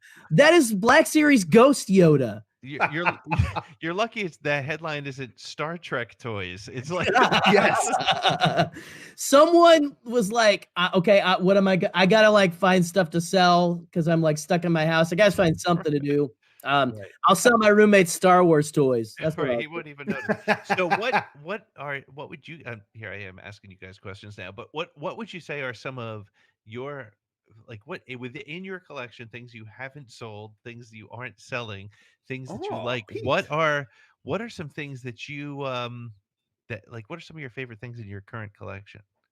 Jerry, can I share mine first real quick? Because I mentioned ours on tomorrow's episode with Hella Greedo. Let me finish. Sorry, what were you going to say? Okay, so another plug real quick. Tomorrow we got Hella Greedo on, and Pete just had him on. So if you haven't yet, go listen to Pete's. Act, man. Go listen to Pete's and then listen to ours tomorrow. But we had Hella Greedo on, and I brought up the Sebastian Shaw and Hayden Christensen thing. I have a toy. Unfortunately, I do not have it here. It's at my mom's house. But it is a 12-inch Sebastian Shaw in Jedi robes that comes with a book about Darth Vader. Okay. Oh, I used to have that. Yes, it's so weird. Yeah. You know it existed. This is like this is like the story of Darth Vader or something, right? Yeah. This is me and Greedo did not know that existed, and we're like, "What are we talking about?" 12-inch Sebastian Shaw. Steve Sansweet wrote it, I think, right? It's a Sansweet book. Yes. Yeah. It's so weird. And I don't know, the value of them is about to go up because of our episode tomorrow. So you guys are getting a free, thing about it. So here, I think I sold it at a garage sale for $8 or something. I'm really they're cheap too right now. Yeah. Oh, are they? I have the whole little kit. Let me see if I can get pulled up on eBay, and then we'll go into Gerald's. This is so weird. They have a life-size head of Sebastian Shaw. Hold on, I can't find the right thing. It's so wait, I'll show you all that. Cut off his head. I don't know. Dude, let's see, hold on. That. Oh, real quick, I'm before you find that and before I get my thing, we have in our presence tonight a Hollow Award winner, Pete Fletcher. Yes. And sorry, Yes. Michael Kahn of 2Med2 wanted to make sure that we mentioned that. So congratulations, good sir. There it is. That's a nice award, man. It's beautiful. Very nice. That is beautiful. Hey, 2Med2 also won an award. So we have 2 award winners with us tonight, guys. Look at that. Me and Scotty, the only thing that I think that I've won, I won a t-shirt from Resistance Broadcast one time. all right. Boom. I did win one really cool thing. Yeah. Hold on. I can probably move my camera to manipulate it. By the way, guys, this is the best. This is like just hanging out with a couple buddies talking Star Wars, and then you look at the right side, and all the other people just chime in, and this is the best. This is fun. This is what we were going for because Pete, our last couple of live streams, man, we've had topics, and we nightmares. We're not as professional as you and David. You and David handle it so we're like. Oh, we'll be live tomorrow night, by the way. We'll be live. Yeah, there we go. Go check out Finally, streaming Star Wars tomorrow night for sure, guys. Yeah, we'll be in there. I'll be. All right. Let's look at the Sebastian Shaw head, and I'll get everyone's reactions to What my this. thing is. Hold on. It is quite bizarre. What the hell is that? I know. Oh, look at it. It's just a, and it's like someone must have made it. It's disturbing because it's in not somebody's garage. It's like, well, it's not even. Yeah, that's Someone not a has serial killer. No, it's not even in. You can't even see all of that in the Darth Vader mask. It's like, what are you going to put that in a Darth Vader mask? Is that? I have no. Is that that's kind of a good idea. Like, those heads you put wigs on, but you put your Darth Vader helmet on that one. Look at this. Oh, what? That is a custom build right there, man. Wow. Man, that's not that much. That's a good price, if I'm going to be honest with you. I wish I knew a little bit more about where it came from. Is there like any story there? Like, I'm looking it up. Oh my God. This what man's the heck? Are they building a Baby Yoda, or is that? Yeah. It's a Baby Yoda build. It must be. Is that like John Knowles? Head eyes? What the hell is that? It looks like Mr. Potato Head's eyes. And there's a frog. Yeah, and there's a frog. Interesting. This is odd. I don't know where we're at in this world, but we're like, well, guys, we found the Star Wars dark web. It's kind of like it's like equal parts super awesome and really creepy. Yeah. I'm in my basement right now. And it's not a nice basement, it's a dungeon. This is the nicest part I'm in, so I'm a little creeped out right now. This is so weird. What did Greedo type in exactly? Because the story of Darth Vader thing? Is that what he typed? I don't know. You'll have to listen to tomorrow's episode. I guess I will. I love what Framey said there. The building or dissecting. This is a house of horrors. That's awesome.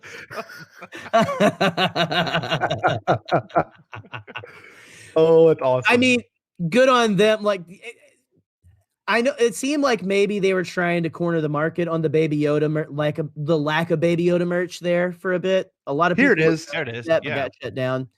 Yes. So Pete, you had one too? $22. Yeah, shit. For $22. No, it's all good. I should just look at that. I'm going on eBay right now. I'm gonna go bid on that. And that's what Greedo said. He's like, I have a feeling that I need to go buy this. It's just so weird. It's gonna be me against Hello Greedo right now. You look at this. Yeah, what if it is the same one? Like you guys get in a bidding war? Oh man. And it's got that nice 90s logo, you know.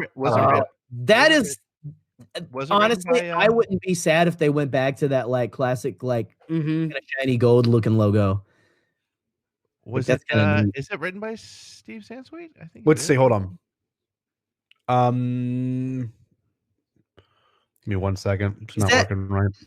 Yep, Stephen J. Sansweet. Yeah. Wow, right, that is awesome. I just found one for $14.99. I'm placing a bid. Nice. Well, there is a merch. If I'm not mistaken, there is a merch section in the back and about like Ralph McQuarrie's designs. Of course, yeah. Look, it says right here. 11 times of Darth Vader, from the earliest sketches of to the unsung Vader mania of collectible merchandise. are chronicled in the full-colored pages of this book by Stephen Sansweet, the world's foremost Star Wars collector, which is true. Wow. I met him at Celebration. I want to meet him when Pete's around because I'm sure I could actually get to talk to him. He was like busy talking to the Mando Mark people, and he's nice. Oh, I could tell you stories. He was just such a. All right, I just placed my bid. I'm in. Live, guys, live bidding. We could just do like, what if you did like that would be a fun show. You just do like a live stream during the pandemic where you go on eBay and bid on Star Wars. Well, it's ironic that we're talking about Steve Sansweet because Steve used to do the QVC Star Wars show back in the 90s. So I did not know that. I remember like tuning into some of those too. That was before I even really knew who Steve was. Scott was 2 years old, so he doesn't remember. When I was in utero. Whenever I didn't have a beard, whenever I just had 5 o'clock shadow like this, when I was 12. So. You should have seen earlier the Galifianakis beard. I wasn't sure. I know, exactly. That was like the first 30 minutes of our show, Pete. Is everyone like, "Where's his beard? What's going on?" Meanwhile, I'm in like full-on apocalypse beard. Right now. Yeah, I shaved it right before the apocalypse. I want to see. It's like No Shave November, but no shave, like quarantine. There you go. Guys, look at this job. Oh my gosh! Hold on, wait a minute. Wait, look at his face. Oh, that's like the Clone Wars job. Oh yeah. I didn't know they made that. Wow. Look at his body. Oh, his body must be turned because it looks like there's one segment that's green and one that goes immediately to yellow. But I love that now we have you, Scotty, saying in some form, "Look at his body," talking about Jada. You're gonna have to isolate that. You're gonna have to isolate that. That is definitely gonna have to like come out for now and go somewhere. How interesting! That's how we're gonna end our show from now on. Is just Scotty going, "Look at his body." Look at his body. Guys, I think you've stumbled upon a brand new weekly show, like going through eBay and finding crazy Star Wars stuff. Oh man, dude, Pete, you can join us. I will join you every Thursday night for eBay treasure hunting. During the pandemic, I had that. Sorry, I had that. Those 3D scenes were amazing. They fell apart in my toy box though. I have a signed Ula action figure. Ooh, really? From the actress. Really? Yeah. Wow. How'd you get that? So without telling a very long and boring story, my dad, when he had his amazing science fiction and horror trivia game, they used to do all the science fiction conventions, and he would, I'd see him like every couple months, and he'd be like, "Oh, here's what I have. I have an Uncle Owen signed action figure by I can't think of the actor's name, so disrespectful, he's dead now, and Ula."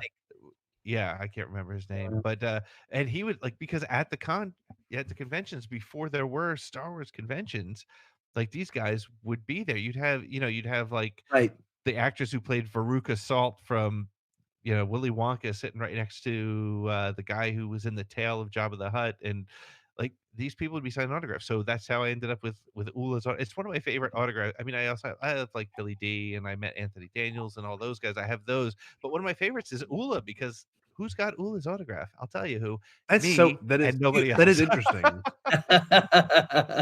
Phil Brown. That's right. Thank you, Framey. Thank you so much. Here's this one happening there. I love that we're just what are all of the Jabbas that we've ever the seen? Galactic Heroes toy. I remember these because these must have came out in like I want to say like 2010. They still have a few of them. Like they're still kind of making them. My son has a Galactic Heroes Ghost and TIE Fighter and X-Wing. Amazing. Yep. Oh, I at Celebration last year, I was looking for some of those for Eleanor. So I ended up getting her Han and Chewie, Luke and Leia, and I don't think I found a pack with Leia. But we had Han and Chewie, R2 and 3PO, and Luke and Vader. So that's awesome. Yeah, so I would love for my future descendants, they should have some of these. Here's some good ones. So Poggle the Lesser. Poggle Lesser's a weird looking character. Looks like he's covered in like algae. Like he looks sickly. I've been on a lot of podcasts, guys, but this might be my favorite one so far. This is just it's great, man. Oh, it's just interesting what you can find. Clone War. So here's the thing with Clone War stuff. So my 7-year-old Jack is he's all in on Clone Wars right now, and I'm really excited. We are, we're watching. It's cool because what I've learned about Clone Wars and what I was afraid of with Clone Wars was that it's sort of like Breaking Bad. I was like, if I haven't watched all of it, I'm not gonna be able to catch up. But watching it with my 7-year-old who just like randomly picks one, I realized you can just watch an episode or two in a row and you're cool. And so he's so into it. He's like drawing clones all the time. But I'm looking to buy some Clone Wars, some Clone Trooper action figures and stuff, but they're not cheap. It's hard to find. Like they've all sort of moved into kind of a much more expensive kind of place just because it's they're mostly like, they're about 10 years old. And I'd love to find, but the Black Series, like Captain Rex, is like way too much money. Well, Pete, I want to tell you, your episode with Steel was great because you acknowledged something that has been on my mind, but I didn't know how to phrase it correctly. You mentioned how the merch for The Rise of Skywalker came out, and that was it. It's gone. And then then all the New York Toy Fair, whatever it was, all the merch was Baby Yoda and Mando and one Ahsoka figure. You think they would market the hell out of the Clone Wars returning, and like you said, put out a bunch of cheap 3.25 or even little playset figures, whatever. But I'm shocked they haven't. Especially because I don't think my son is alone as far as a 7-year-old that's into it. I think Clone Wars is the perfect entree to toy level, truly toy buying. We buy toys as adults and we put them up on our shelves. Figures, But my son, if they were out there, if I could go to Walmart and buy, $6, $12 Clone Wars action figures, they'd be all over the house right now. Oh, in a heartbeat, I bet. Yep. Yeah, man. What's up, Jerry? What you laughing about? I was gonna give a shout out to all you guys who are still in the chat. Thank you for hanging out with us still. It's so much fun. I think we got just about 8 in the chat right now, but we're glad you guys. We got our regs. We got the regs, as Crosshair calls them. I hope I didn't chase them all out. What's it? Yeah, no. I think people are staying because you're here, Pete. well, Pete, I'll go back to what you're saying about these figures. Like, honest to God, I would have loved to have had a figure of any of the Bad Batch people, And I posted on Twitter. I'm like, give us our Black. I would buy all 4 Bad Batch and Black tomorrow. Put them amazing art. Do it. Yeah. Oh, they're beautiful. Well, or even if they had all the clone commanders. Yeah. Right. Yeah. I want some more Clone Wars Black Series and stuff. Like we've got like the Ahsoka. It's not even Clone Wars Ahsoka, right? It was Rebels Ahsoka. Yeah. That we have, right? We have a lot of, and all the Rebels characters now have their. Wait. Did they do a Zeb? I don't know. I don't think they did. I think they did, but did they? Well, I got to get that if they did. But I'll look into it in a second. I have Kanan. But anyway, more Clone Wars. Like I'm a big Black Series like collector for sure. Like I love. I have to stay away from them, man, because I'll buy them all. Well, you're. I can't buy them anymore because like they do. Yeah, you're crazy about Funko, Pete. Yeah, and I just counted them. There's way too many I have in this house. Yeah. Was it your one with Steel? Maybe I don't remember now. It was one. I was thinking it was one with you and Jerry. I don't remember. I was listening to your episodes a lot this week. Thank you. It was no, of course. It was the you were talking about how if you started collecting. Oh, it was the little X-wing the X-wing board game. The not role playing. The West End or not West End games. The X-wing fighter game. Yes, you were talking about it was with Jerry. It was when you were talking about the Ghost, and you were I would go buy Ghost so bad. Yeah, and you said how you would get it, and you would be like, "Oh man, I like this. It's pretty cool. I wonder how this game operates." And then, do they have booths at Celebration? I'm not kidding you. I'd walk by it, and like, it would be like 16 tables, like picnic tables of people playing it. So if you get into it, you have some competition when you get to Celebration. I gotta do it. Yeah, it's because there's and it is weird. We, as you mentioned, we talked about it. I talked about it with Steel, and I'm trying to figure out if is the toy market for kids dead? And so my son he's a Star Wars fan. He likes it, but he's Mhm. also, when we go to the store, I end up buying him monster trucks. Yeah. I buy him what are those Beyblades or whatever those things, all those kinds of things. Yeah. But like I said, I think if we walked in a Walmart or a Target and we saw a shelf full of clones, I'd empty my wallet because he'd be all Yeah. over those. And I'm just Of surprised. course. It feels like somebody at Lucasfilm Merchandising has been like, you know what, we're only going after the 30-year-olds with disposable income, and that's where we're going to put our focus. And it's not. Yes. And by the way, any kind of Funko Pop will put every single character that's ever appeared on screen as a Funko, and because they know, Legit. and I'll buy it for some stupid reason. But Yeah. It's like back in the 90s when they ended up making all of the side and background characters and stuff. And even like when the Phantom Menace, the prequels, all of them came out, they I was going to say probably my one thing that I wouldn't sell is I've got like this. Here you go. My two-headed alien announcer. Oh, wow. He's got a tail? I had no idea. Yeah, man. This guy has a lot to him that you never see. Wow. And also, look, their heads are like kind of hourglass shaped. He's body. got like That's what a man a wants. little bit of a tan line there. But I freaking love like the weirdo. You know, we love the weirdos and stuff. Yeah. Was that Greg Proops who did the voice? Greg Proops who did he did this guy, that little human being is out of his mind. All that stuff. Yeah. Yeah, dude. So weird. That's what I miss the most. Another weird thing, by the way. That's what I miss the most is that they don't make. There's been so many side and weird characters. You don't get a lot of them. I mean, we get some. Like there's like a Rio Durant that I need to get. That's a great Black Series. But just even in the 3 3/4 line, like I want to see more of the weirdos and stuff. And maybe you guys think maybe in between now but we're not going to have a film released for a little bit. You think they're going to like maybe start delving into stuff? I don't know. We got like a lot of Empire stuff right now coming out. I think that's why I end up with the Funkos, because you can get literally just. I mean, when I went to Galaxy's Edge, they had the Hondo exclusive there, so I got. I got that. But how was that, by the way? If you don't mind telling us more about that, Galaxy's Edge. It was, it was so much fun. I'm really glad I got the chance to go because I was planning to.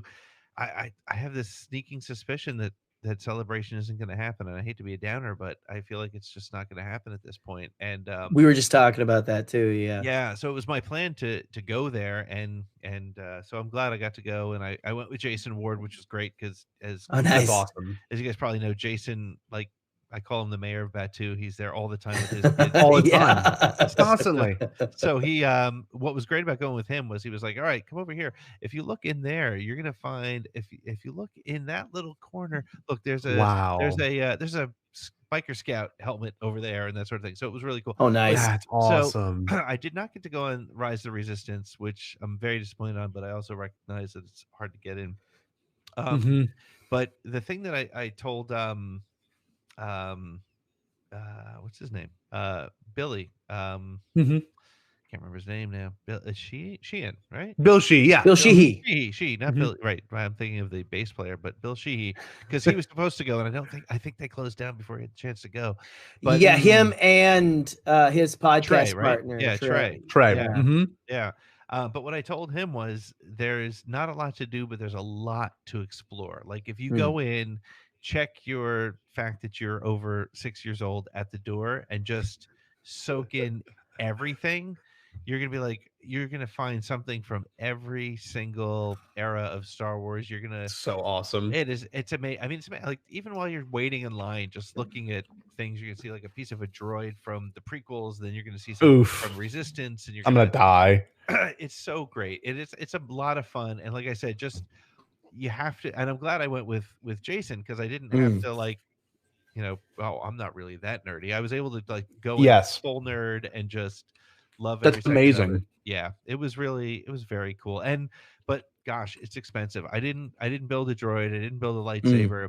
But but he and I we had a couple beers at Oga's Cafe, and Nice. it's like $60, and Yeah. Oh, Shoot. so you're gonna pay for everything, but it's really really cool, and just to see I bet it is stormtroopers worth it. walking around. My only comment, the only thing I would change, if it was up to me, if Bob Chapek calls me and says, "Hey, I need some thoughts," Bob Chapek. I would Other have Bob. I would have some aliens walking around. I would have some droids Yeah. walking around, because Yeah.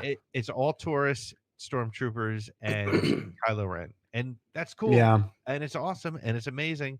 But man, can you imagine if there were a couple Twi'leks walking around? Well, or the concept art had that. The concept art had Mon Calas, it had Twi'leks, it had almost every doable creature in it. You know what I mean? Yeah. And like I was hoping by the release they would have a ton of, alien creatures or people that are like in full makeup. That would be so much more immersive, because you know what I see, and it kind of, this is just me as a big Star Wars fan, and I'm hoping that Galaxy's Edge night would still occur if Celebration's still on point. Yep.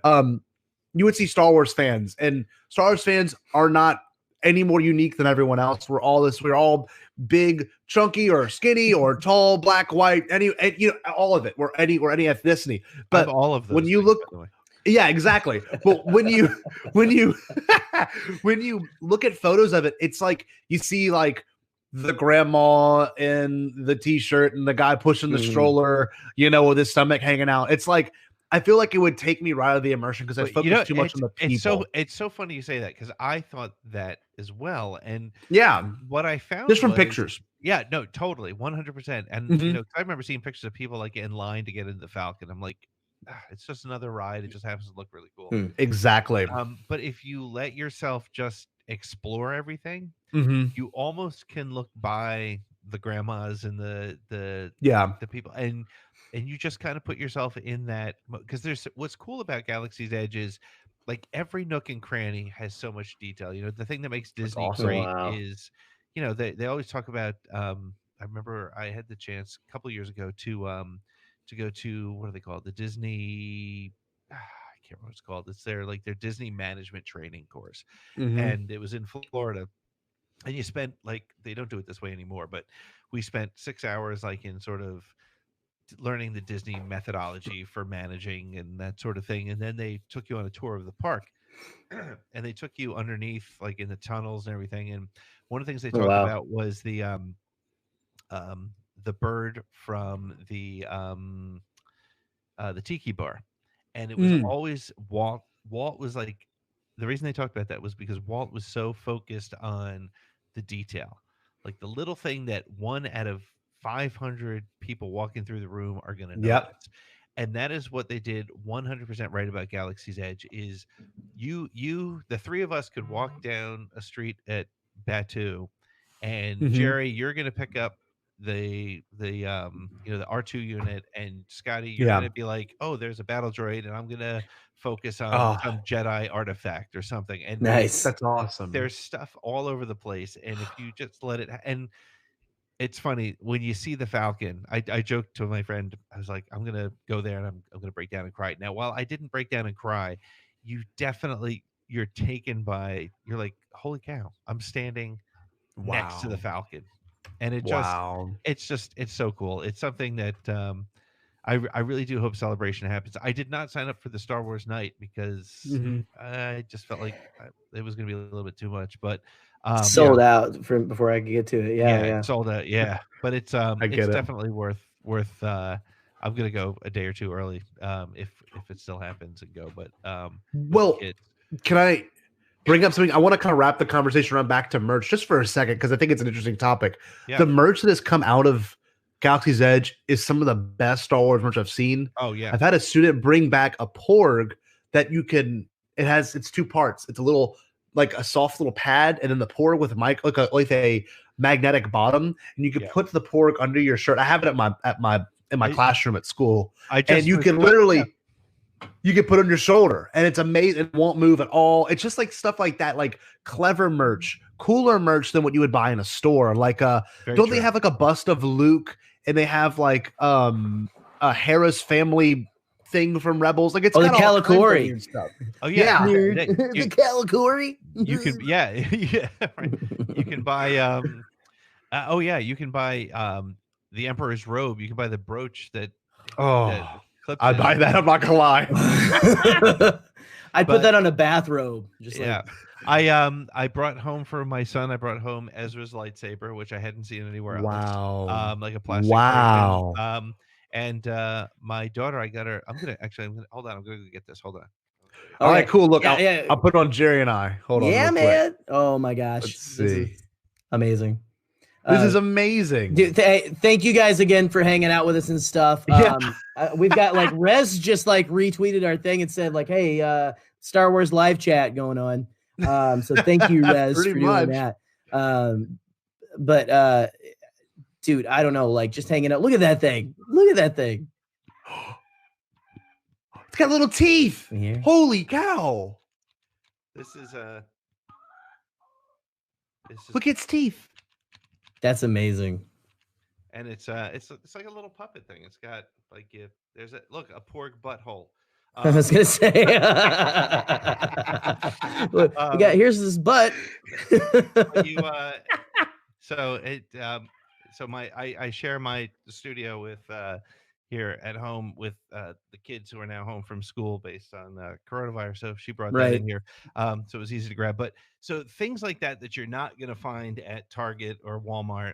And just like it's always like a different quality of toy. And I actually, one of the cool, I thought it was cheesy when I heard about it, but it's actually super, super cool, is there's a store that sells sort of in-world toys. So like the wooden stormtrooper that Jin had in Rogue One, and they have like a whole line of every, like a Vader and a 3PO, and but it's just cool because you're not going to get it anywhere else. It's really fun. So I really enjoyed it. So wow, that's awesome. It's one of those things like you forget how much you could take advantage of just buying a toy and store, but there's moments like you could be at a theme park, wherever it is, and you're sitting there and you see something that you would never normally get. You can walk right past it in the store, but like there are just a little bit extra details to it that you gotta grab. Like there's if I'm not mistaken, you can buy Palpatine's lightsaber, like a full scale version of it, right? Yep. Like it looks nicer, probably feels nicer than the Force Effects ones, but you still want it. You know what I mean? Yeah. So it's the exact same principle. I don't know. I find it very interesting. And there's something about being there where I look, I don't admit this much, although I posted a picture of it on my Twitter account. I have a black Jedi costume. I wore it. I wore it for my son's birthday party a couple years ago. We had nice. a local saber guild come and teach the kids how to use lightsaber. It was a lot That's of fun. so cool. That's amazing. No, I wore it. It's sort of like an Anakin kind of thing. But anyway, nice. I've worn it once and it's in the closet. But when I'm at Galaxy's Edge, I was like this close to buying Jedi robes that I probably would have bought elsewhere, right? Because it's all really good quality. Here I am talking like again, Steve Sansweet on QVC, but it's the merch is really cool. It is very cool. Yeah, that is really awesome. I am like, I don't know. The thing that gets me about the merch, like I was following really closely, like when they were revealing all the stuff they're going to start selling. And the part that really got me was that the lightsabers come apart like they do in the movies and the shows. Yep. It's got like the lightsaber crystal holder, and you can buy other crystals. You can put those crystals in holocrons. Yep. And that's what, if I ever make it, if we are still existing as a species in August and we all get to meet finally, if we all get to meet finally together in the same room, Pete, we're all, I'm going to make a light. I don't want to get anything else on the show floor. At least I'm going to try not to.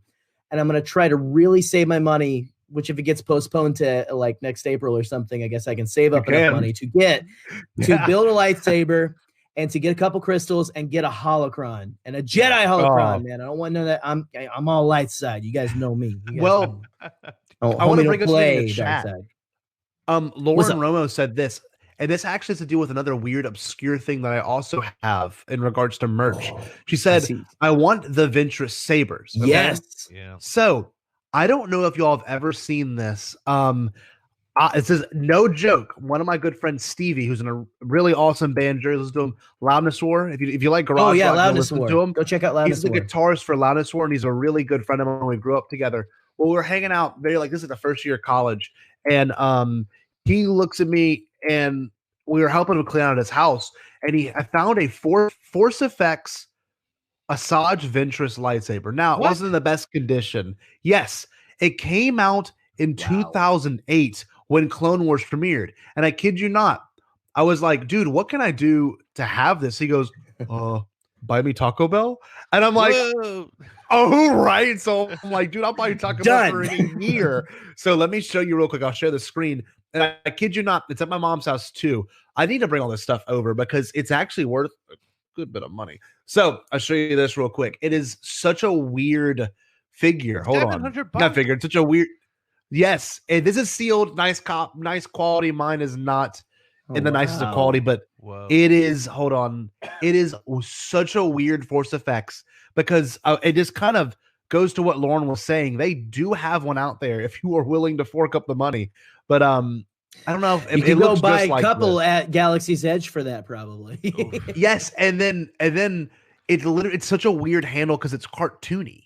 It's like chunky. Like it's not what it would normally look like in what appears in the probably in a film if they ever did a Asajj Ventress as a character in a movie. But yeah, no, it kind of goes back to what you're saying, Lauren. Thank you for saying that. Yeah, it comes with one, but you can buy two, and even weirder, there's one clip in Clone Wars where she has him dual blading it. If I'm not mistaken, in the movie, right? Like maybe? They connect in the bottom. Yes, and kinda you could. It comes with it. Yes, it comes with an adapter, and you can dual wield them. Like as in. Yes, they're like, and we know you're gonna buy two. We know you're gonna buy two. So I mean, I've never seen this is. Oh my gosh, what it would look like. This is the Galaxy's Edge one. So actually, it doesn't look much different than the one I have. So wow, that is just. I love that look. Like the S curve double blade is just wow. Look at the case it comes in. I've always loved the design of those sabers. I've always liked the curved hilt. Like ever since Dooku's. Yep. Yeah. Like as soon as I saw the action figure and I saw the lightsaber, I was like, what is going on there? That is amazing. How is that cooler than a double blade? Like, but it's like hers are almost like katanas or something, or it's I don't know, like something like it's just so cool. Yeah, it is. It's pretty wicked. So the ones from Galaxy's Edge, it's two. Like you buy the pack, right? Like think so. Okay. Right. I think Ahsoka's come like that too, like her white blades, right? Yeah. If I'm not mistaken, it does. I'm gonna.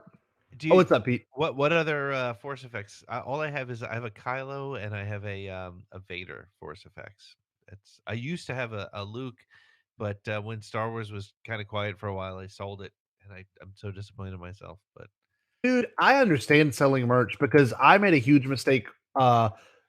Around the same exact time, I don't know if it was the same exact time, but 2015, 2014 era, we had a garage sale and I had my original, it was a 2005 toy and it was like one of those like toys of the year kind of thing. And it was the Darth Vader mask that changed your voice. Ooh, and I remember getting rid of that. Like, I remember like literally watching a little kid buy it, walking away with it. And I was like, and I remember to myself, should I have done that?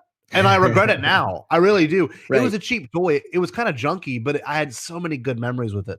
But yeah, the only Force Effects one I have the Asajj one and I have the Vader one right here. I love this. It's like I have this one and I let me finish. The Vader one's beautiful. Oh, that is so beautiful. Pretty. I don't know if y'all can see. So I have. We're going to turn on our Force Effects now. But no, this is actually from the Jedi game, the one with the VR game. Oh, yeah. I don't play the game at all, but I like having the lightsaber. Yeah. That is beautiful. It's nice. No, here you go, guys. Look, there we go. Oh, can you hear it on here? Yes, we heard it. It's so loud. Wow. Look at that, dude. Well. I guess weird one. Is it the Luke lightsaber or is it the Legacy saber or is it? It was labeled as Rey. Like they had it labeled as Rey. I got it in Chicago last year. And I was like, yeah, man, give me that hero saber. Give me Rey's. Give it to me. It's Rey's now, guys. It's Rey's. Be triggered. Be triggered. I have, Jerry, I don't know if you remember me wearing this. I had this on my belt at Celebration. It's a 3D printed one that a friend had made, a local artist had made, essentially. And it's really pretty. Issue was, there was at one point we sat down for, I think, the Doug Chang panel. No, it was, I think it was Clone Wars. I don't remember. I was sitting next to Katie. I sit down too hard, and it broke like right now. Oh no! It snapped. But like, I'm gonna glue it. You know what? I have glue here, if I'm not mistaken. Now I can really do on next week's show. You could be like Star Wars crafts. And you can hold on. Give me 1 second. I don't know what's going on. Give me 1 second. I'm gonna let you. I don't know what is going on. I don't know what the heck was going on there. It sounded like it was either an alarm or a rave. Yeah, it sounded like someone was about to make their entrance in like WWE or something for a second. Like I was like, is Macho Man about to like parachute in there or something? Like I don't know. So that was definitely interesting, guys. We were at like 2 hours. No, Scotty, was someone like blowing up like a life raft or something? It was pretty much what it was. I mean, if they went into the live stream, they'd know how I reacted. Oh my god, aggravating. Don't worry about it. Yeah, it was. Hold on. Another weird. I love you, thing Katie. Of merch I just found. Hold on. Let me put this on the screen. This one's bizarre. Hold on. Okay. This is one of those Bombad weirdos right here. Oh, no way. Wow. Yeah. Oh, I just got so excited. $22.99. Hold on. I'm going to try to keyed cock loose. Keyed cock loose. Cock. Cack. Sorry, probably cack is what I need to say. Cack. That's very you funny. cack. Kitty cack. Kitty cack. No, you got. Oh, here we go. Oh no, never mind, Pete. I thought I found some good. It sounds like the name of a reptilian, there, Scotty. You know, if Alex Jones was actually joining us right now, he'd be talking about. That's how you say the reptilians' names is very harsh. It's almost like Russian. It's a kleti klak. Oh man, I'm gonna go drink a glass of chocolate milk. Well, Pete, I don't know if you had a chance. We've been having a very recent guest, and I don't think he's going to make an appearance for the rest of the night, but we've had Paul Stanley. We've had Paul Stanley show up on the show recently. It's been very interesting when he shows up. But yeah, from Kiss. Yes, Paul Scotty's next door neighbor.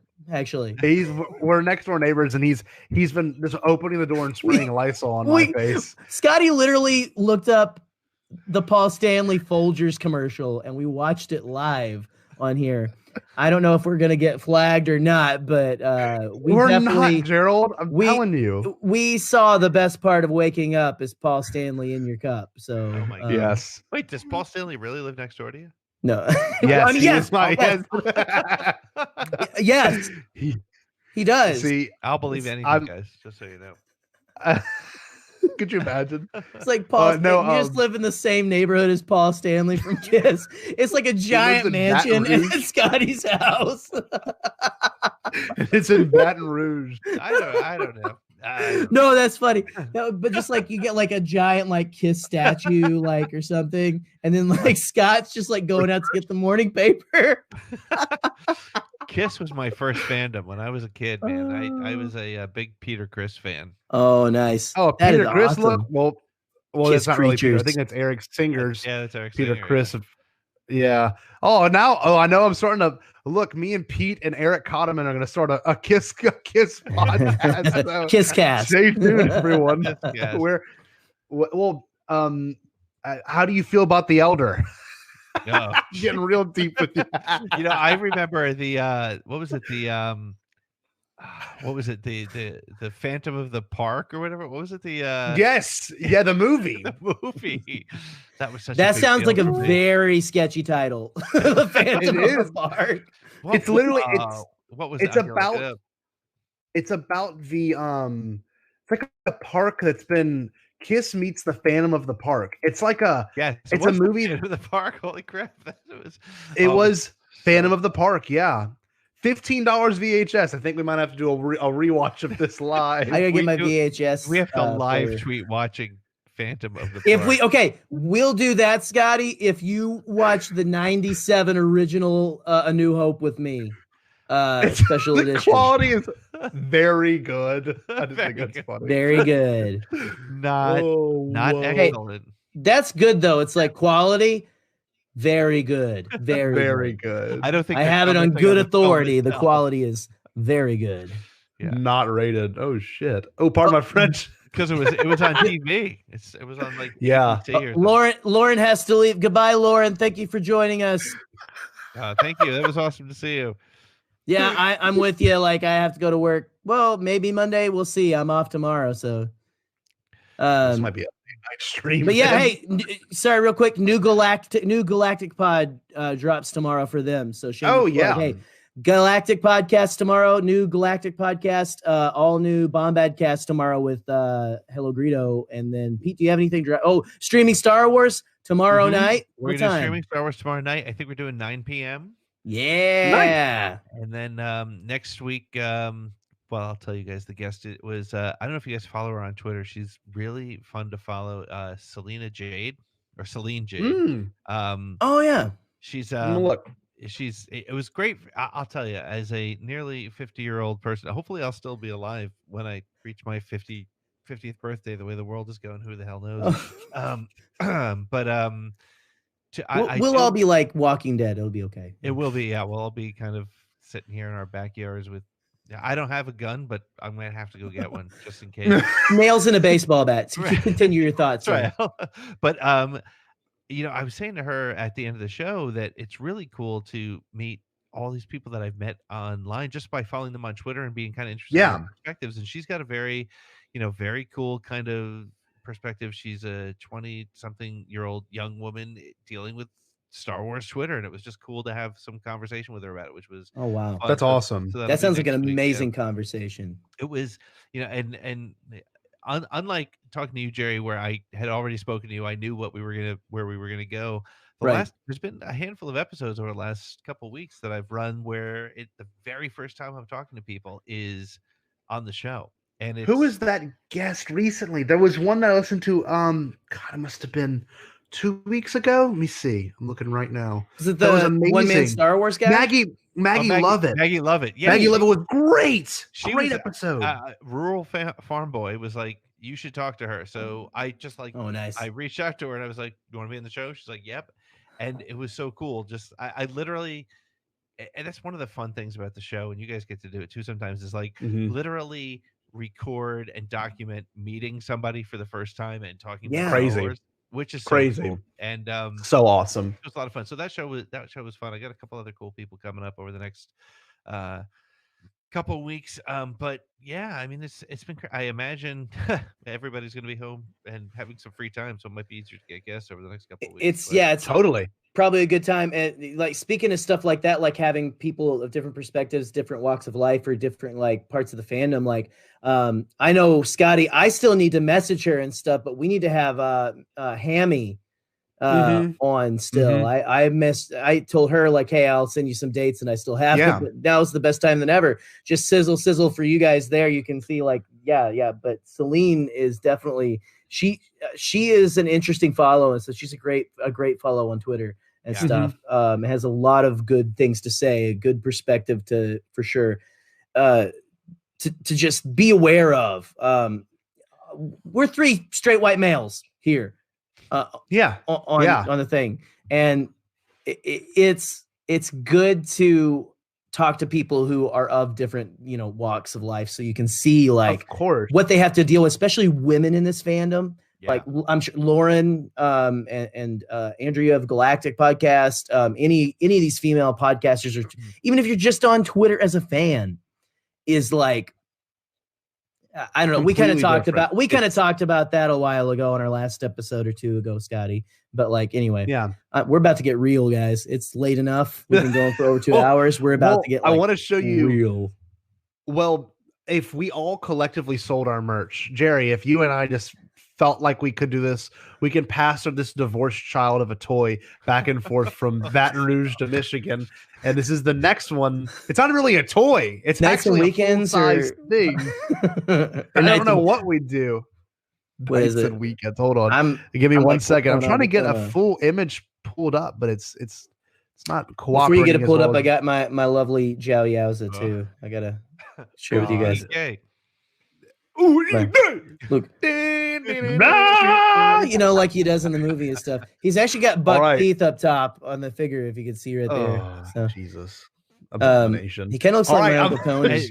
That might be the only thing that I agree with Scotty on the anti special editions. But I can't wait. You just wait, man. I can't wait. I'm tuning in for sure. Well, okay. It's a show. It's a show. The toy of the century. Not the toy. The collectible of the century. He's even got a little like tail too. A little prehensile don't stop, tail. Do you? This is like I'm gonna get a show about toy butts today. It has been. There's the tail. The other tail. The tail looked kind of phallic. All right. I'm going to get flagged for that. No. I'm gonna show Pete and Jerry a live reaction of the collectible that will be our divorce baby that we'll have to pass back and forth. Our divorce baby. It's a life-size figurine of Watto. Wow. You dropped this. When did you drop? Is it tomorrow's episode? Maybe it's a life-size. Wait, do you get that guy's socks with it? Yes, it comes with the man's. What was the Spider-Man sock? All right, let me just say this: if you're selling something for $900, take an extra second and take a better shot. Or like, I agree. Or just if you're taking the pictures with your phone, right? So just like edit that, crop that picture, right? Crop your toes out of there. That's all you got to do. See, this guy those were some nice socks. He's like, I'm going to sell it for $2,300 and put it in a studio when I take my shots. But dude, that is going to be the Bombadcast Studios, like in our lobby, Scotty. Whenever we finally get the Bombadcast Studios going, when we make it big. I'm not gonna lie. If I had $2,300 and no conscience, I would definitely buy that. Look at that beard. I know. Wait, it won't pull up. There it is. What the hell? That is amazing. Imagine waking up to this. Good morning. This part of waking up. Whoa! There it is. For holy cow. Does that dude, is he touching Watto's butt? Like, what? Look at him. You know what? That guy? He looks a little too friend. Like, no, what you see in this picture is you see Yoda, you see Jar Jar Binks, you see Watto, and you see Watto's proctologist. Yeah. Those are 4 figures that are available for purchase. A cut scene from Phantom Menace, honestly. If it's all of them, that would be worth. That was probably where he's putting his hand, honestly. That looks like a nice little handhold. So this is where they get you. This is the deal they get you. $111 for 24 months. Well, look, what guys, we may not be here in 24 months, so that you're right. Hey, just buy it. You won't have to Who's pay the loser? Back, you know? Right. Dude, okay, I want all 3 of those. We need the Jar Jar, we need the Watto, and we need the creepy Bernie Sanders Yoda from the original Phantom Menace, because that's amazing. I've got that right here. I've got that in the package right here. Hold on. You have no. This is a different one. Is this the same one? You have this one, Jerry? Or that's the one I'm keeping. Come back. Look at this. Boom! I was super psyched because it's like Watto and this ginormous dude who kind of looks like Coleman Trebor a little bit, but like if Coleman Trebor, I don't know, got like extensions or something. And then like some very this is not 2020 appropriate costume right here for for a slave. No, that's a Twi'lek, right? Yeah, it's a Twi'lek. Well, it looks like get Jerry's screen bigger. Give me a second. There we go. It looks like it looks like someone from Mad Max Fury Road, honestly. It looks like one of Furiosa's crew or something. Oh, wait, it says right on the box, Twi'lek in underwear. That's what it Yeah, is. Actually, here we have the names. Listen to this. We love our weirdos and stuff here. So we got Watto, of course. Right. Yeah. Graxel Kelvin. And get this, Graxol. That's a spelling. And then this is even better. The Kelvin is Kelvyn, because you got to have the double Y's if it's a Star Wars name. Star Wars. Yeah. Because Sheik has like 5 Y's. And then Shaka, which is funny because it is a Shaka. She is dressed like that. Maybe the monkey on Land of the Lost. Yeah. Shaka, maybe. Monkey on Land of the Lost. Oh, George Lucas was like, I was just watching the 90s remake, and we should name her Shaka. I really like that character. You know, I just thought of something. Who would have made the names if Pablo Hidalgo didn't back then? Was it the other guy that used to make the visual dictionaries? What's his face? I forget. I don't know. I've got a Phantom Menace visual dictionary upstairs, but again, it is right outside of my 2-year-old's room, so I'm not gonna run upstairs like a 12-year-old and grab it. All right, real quick, I got to show y'all one more thing too. Hold on. Wow. This looks like a nightmare. Oh man. Oh, hey, Michael, we made it all the way through his shift. He punched out at work. Wait a second. Is that $5.47 for all of those, or is it each? No, I think right? It's like that's how they get you on Facebook Market, where you're like, yeah, because they got the thing. It says you pick. That's like the new thing now. They'll post one big thing and then say you have the choice of one. So I purchased all of them. About I had those shows. About 3 or 4 months ago. I purchased for $99 35 episode 1 action figures carded in box in really good condition. Wow. The woman was trying to get rid of them, and I jumped right in on it. But now I have a box of figures. I'm like, what the hell am I going to do with these? Like, right. I can't. I'm not going to put them up anywhere. I don't know. I'll probably put them on eBay Market at some point, or Facebook Market at some point. But what's funny is these episode 1 packs. I've got that. This one is going to Scotty.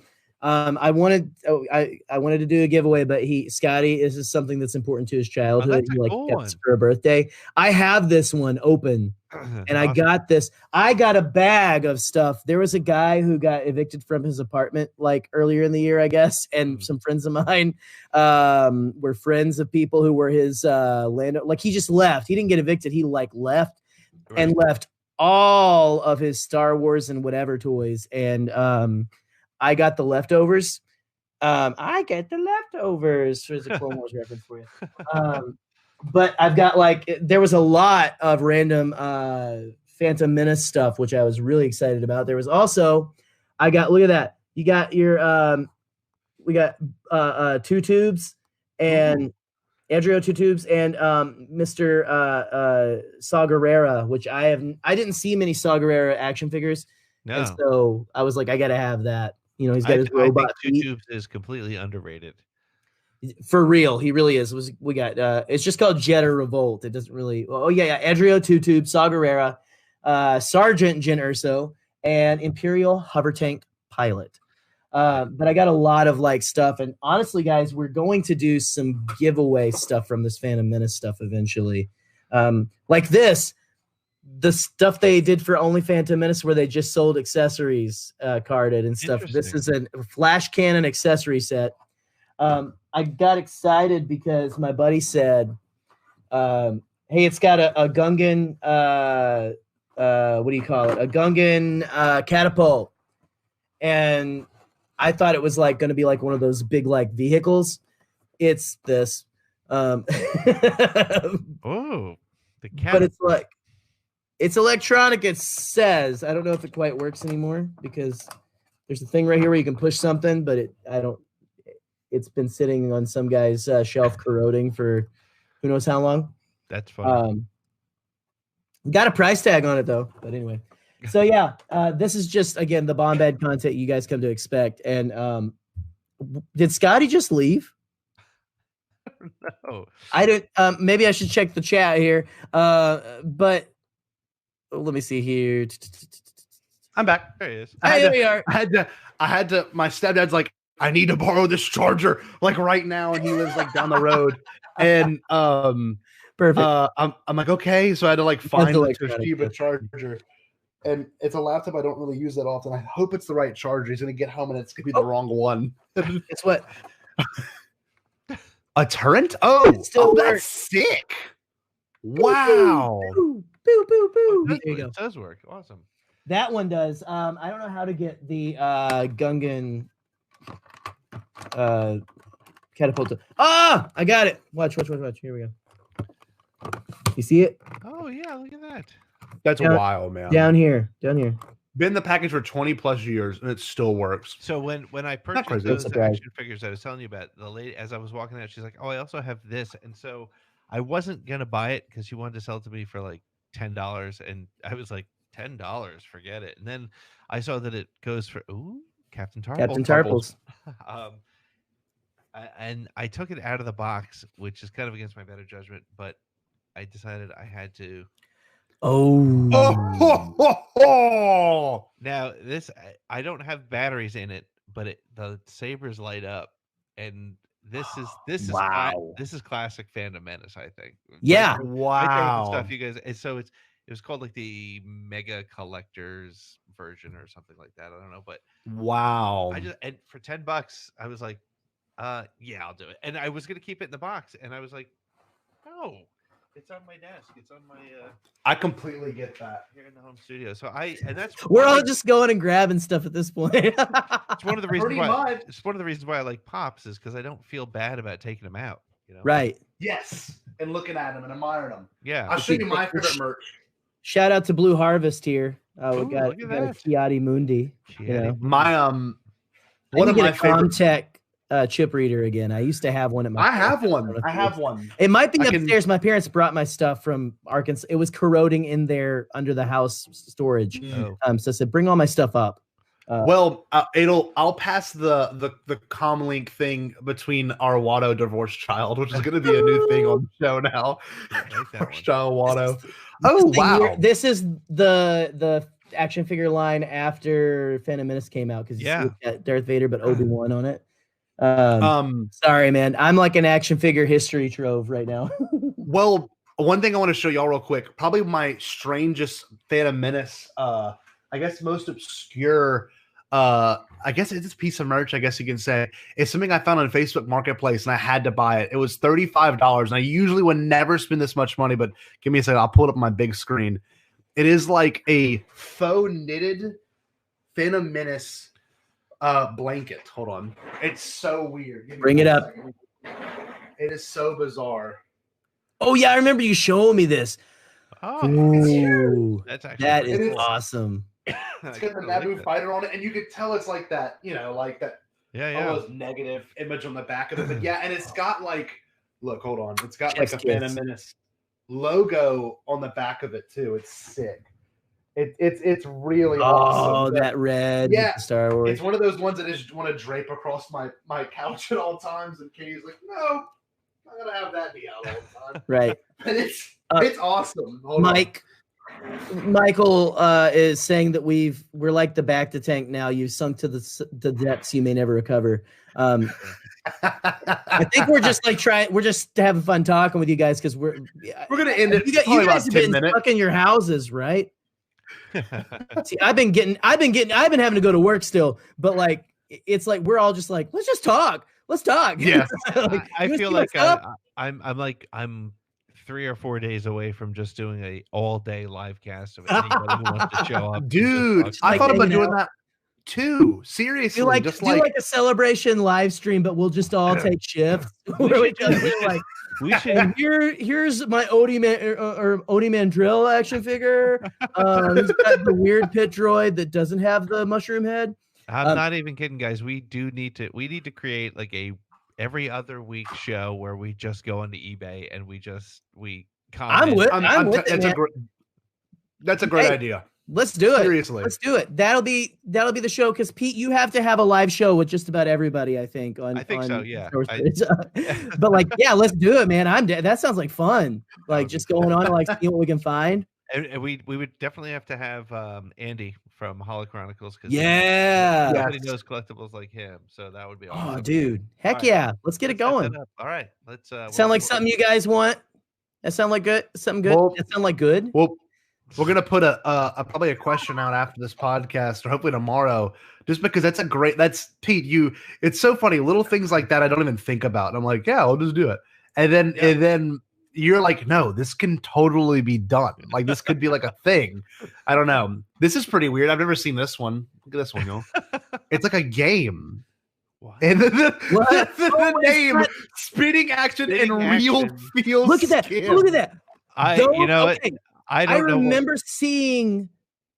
Yeah, it's got the spitting. You're spitting the head off the thing where he like starts the thing. This is the photo bead that I have.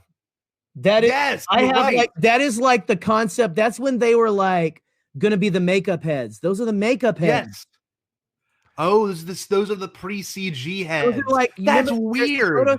And this is, I want that so bad now. Oh my gosh. How much is this even? $40. I'm going to say 40 Australian dollars. I think real feel, skin, and spitting action could be another type of toy, is all I'm saying. Yeah. Well, the size of the spitting mouth. Touch and feel job is real. The marketing. I just don't know. Other things. I remember seeing this thing, but look at that, like the spitting hole there is also not very, that's disconcerting. The kids have gone to bed now. I want that photo bead, like the Bizarro universe photo bead, where it's like we don't look that's amazing like movie. God, that's amazing. I didn't even know this existed. There was like so much stuff in all these things, like especially in like Phantom Menace and Attack of the Clones, where they're like, we're gonna do this. Like, I feel like Jerry's gonna make an offer. I see the button there. Jerry's making an offer. Oh, I'm like, no. We're in the middle of a crisis. We don't need Jabba the Hutt and his two-headed alien announcer, even though it's the free CG version. That's funny. Oh, I don't know. I think we need it. I think we need it for backdrop. Oh gosh. Well, if you need to get me anything, Scotty, for Christmas or anything, because I missed your birthday. I feel bad about that. I missed your birthday gift. I missed all that. Was it February 28th? Right? I'll send you $40 to buy that. We can just do every week have a different person's like unbirthday. Sure. It worked for the Mad Hatter. Take a drink of my the bottom of my French press coffee that is now iced coffee at this point. So, all right, boys. Well, I am going to. I don't know how much longer you guys want to go, but I'm going to honestly 3 minutes, probably like 3 more minutes. If you all want to sign off at the same time, real quick, just to plug what we got going on. Tomorrow we got Hello Greedo on Bombadcast. I'm actually gonna quickly edit the rest of that whenever this is done. That's awesome. But it's a great episode. I cannot wait for everyone to listen to it. It seems like we have a lot of people that are really, really interested in listening to it. And Pete, thank you for you doing your episode with him, because it really kind of really inspired us to reach out to him too, because I hadn't thought of him as a guest only because he doesn't do podcasts. And I think he told us yours was his first one after 5 years of not doing one, or like something crazy. He had done quite a while. So yeah. Well, I was like, he couldn't be any more disappointed. So you guys probably were fine. So it'll be good. No, come on and talk basically with us, about anything. So. No, it was seriously such a awesome experience with him, and we can't wait for everyone to hear it. Pete, tell us. Actually, no, real quick before we do that, let's plug Pete's most recent episode of Around the Galaxy with Jerry himself. Pete, tell us how that was. It was awful. It was painful. Hard to get through. I didn't want to do it. It was hard to listen. That's what I heard the most. Hard to listen. No, it was so much fun. And if you enjoyed this last hour of madness, go check it out, because it was exactly kind of the same thing, except we talked a little bit more about Jar Jar. Yeah. But it was a lot of fun, and Scotty, I'm gonna have to get you on very, very soon. So let's heck yeah, man. You know, I'm free next week and the following week because of school being off. So yeah, let's. I'm free. I'll be good for a while. Now till May. No, Yeah, pretty much free. April 16th until the coronavirus is gone. But no, seriously, it was so much fun. Check out that episode. It was, I'll be totally, probably painfully honest. I do shows, and then sometimes it'll go a couple weeks, like we did. Yeah, and I don't get a chance to edit them and listen. So, I put this one up, and the great thing for me was listening to it after a couple weeks. It was like listening to something new, and I was like, that guy is a good guest. That guy should have been on his show. And so it was no, but it was really a lot of fun. I mean, it's this same kind of thing. I mean, I think there's this group, and we even talk about it in the episode. There's sort of that group of concentric circles of fandom and friends, and like all the people along the right side right now on the private on the chat, and there's this group of people, and we all just sort of connect, and there's the fandom that we all kind of get along with, and it's so great. And I was so excited to that you guys were still on after I did my episode tonight, to be able to get on with you guys. And it's I'll always enjoy talking to you guys, and this show with Jerry this past week was really great. Oh, well, thanks so much. It was a great listen, and funny enough, I've been asking Jerry. Real. Yeah, and I had asked Jerry about it several times in the past couple of weeks. Like, when's he every week, he's like, "Is it dropping yet?" I'm like, yeah, I was just excited. And then when I saw Jason's tweet and it had like a little write up about Jerry, I'm like, this gets me so giddy because that was insane. I feel very thankful to have Jerry be a part of the Bombadcast with me, and I'm like, I almost feel like if I didn't have Jerry with me, I couldn't do this. You know, it's like, should I drop out? Commodity. Yeah, like, I was like, you guys want me to like back out of here because I'm like, remember Jerry? He was great. He was a great guy. You should call him. He's gone now. Yeah, he took that Watto figure and never got back in touch with me. He took my money to buy the Watto figure, and I haven't seen him since. Just balance. But if I buy anything after this, it's gonna be that Foden Embiid pre CGI. But anyway, honestly, I think everyone's insane that they're so like entertained by my ramblings and stuff. But I'm happy that you're entertained, and so I'm just happy to get on here and talk something that I used to drive my wife crazy over. You know, so yeah, this is just fun, man. I love getting on here, and if you had told me like a year ago, like right before I went to Celebration, that I'd be like doing a lot more of this stuff, I would have told you you're nuts. Yeah. And like, or just like, I mean, I don't think a year from now, but maybe 5 years from now, people will want to talk with me. It's just, it's amazing to me that people want to follow me and want to do stuff and want to follow me and Scotty and you. Well, Pete, yeah, it doesn't surprise me why people want to follow you. But Pete's incredible. I'm shocked anytime somebody listens. Whenever I look at I'm like, all right, post an episode. I hope somebody listens, and but you know, it's so much fun. It's this group. It is, and one, you know, you'll hear in the episode next week with Celine on just sort of. It's an interesting, without getting too deep here. It's an interesting almost responsibility when you start looking at growing the number of people who follow you and listen to you. And I don't mean like responsibility from like, you know, let's face it, at the end of the day, it's freaking Star Wars, but but there's conversations going on, right? There's like people who Star Wars means it's a coping mechanism for some people. It is. And to be a part of people's lives and to just have fun with people who, I mean, some of these people we'll never ever meet, but we've built great relationships with, and it's so much fun, and just I like I was just saying, it's great to talk to you guys, and I'm always privileged and honored when you guys want me to join you and just chatting. It's a lot of fun, so we can keep it going. Well, anytime, Pete. Man. Yeah, you're welcome. No idea. Let me finish. Let me finish. What are you gonna say?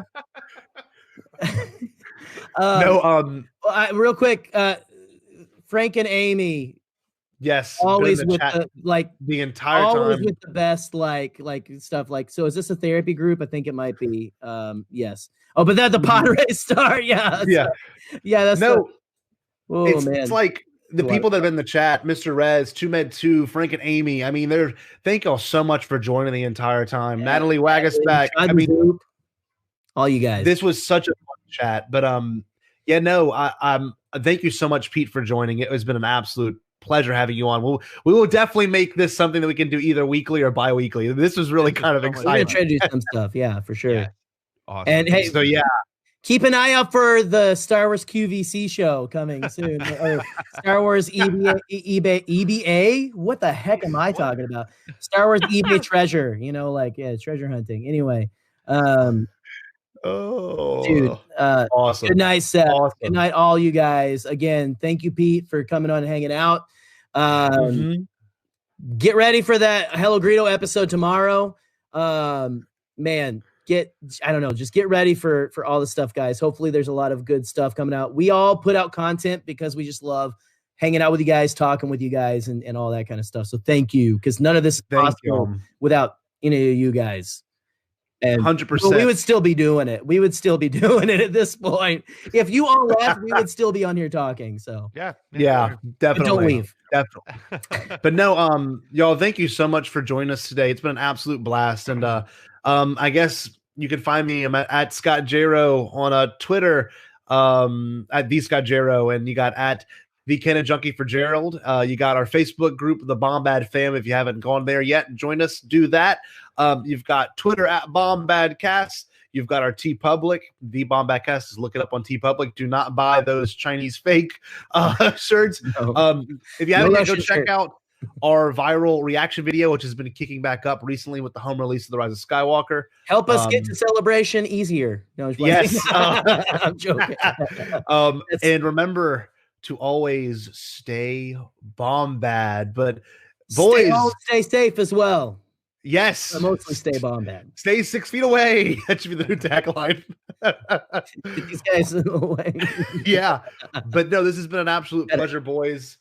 I will talk to both of you very soon, probably right after this chat's over. But anyway, y'all have a great rest of your weekend, and stay bombad. Stay bombad. Except for you, Rick.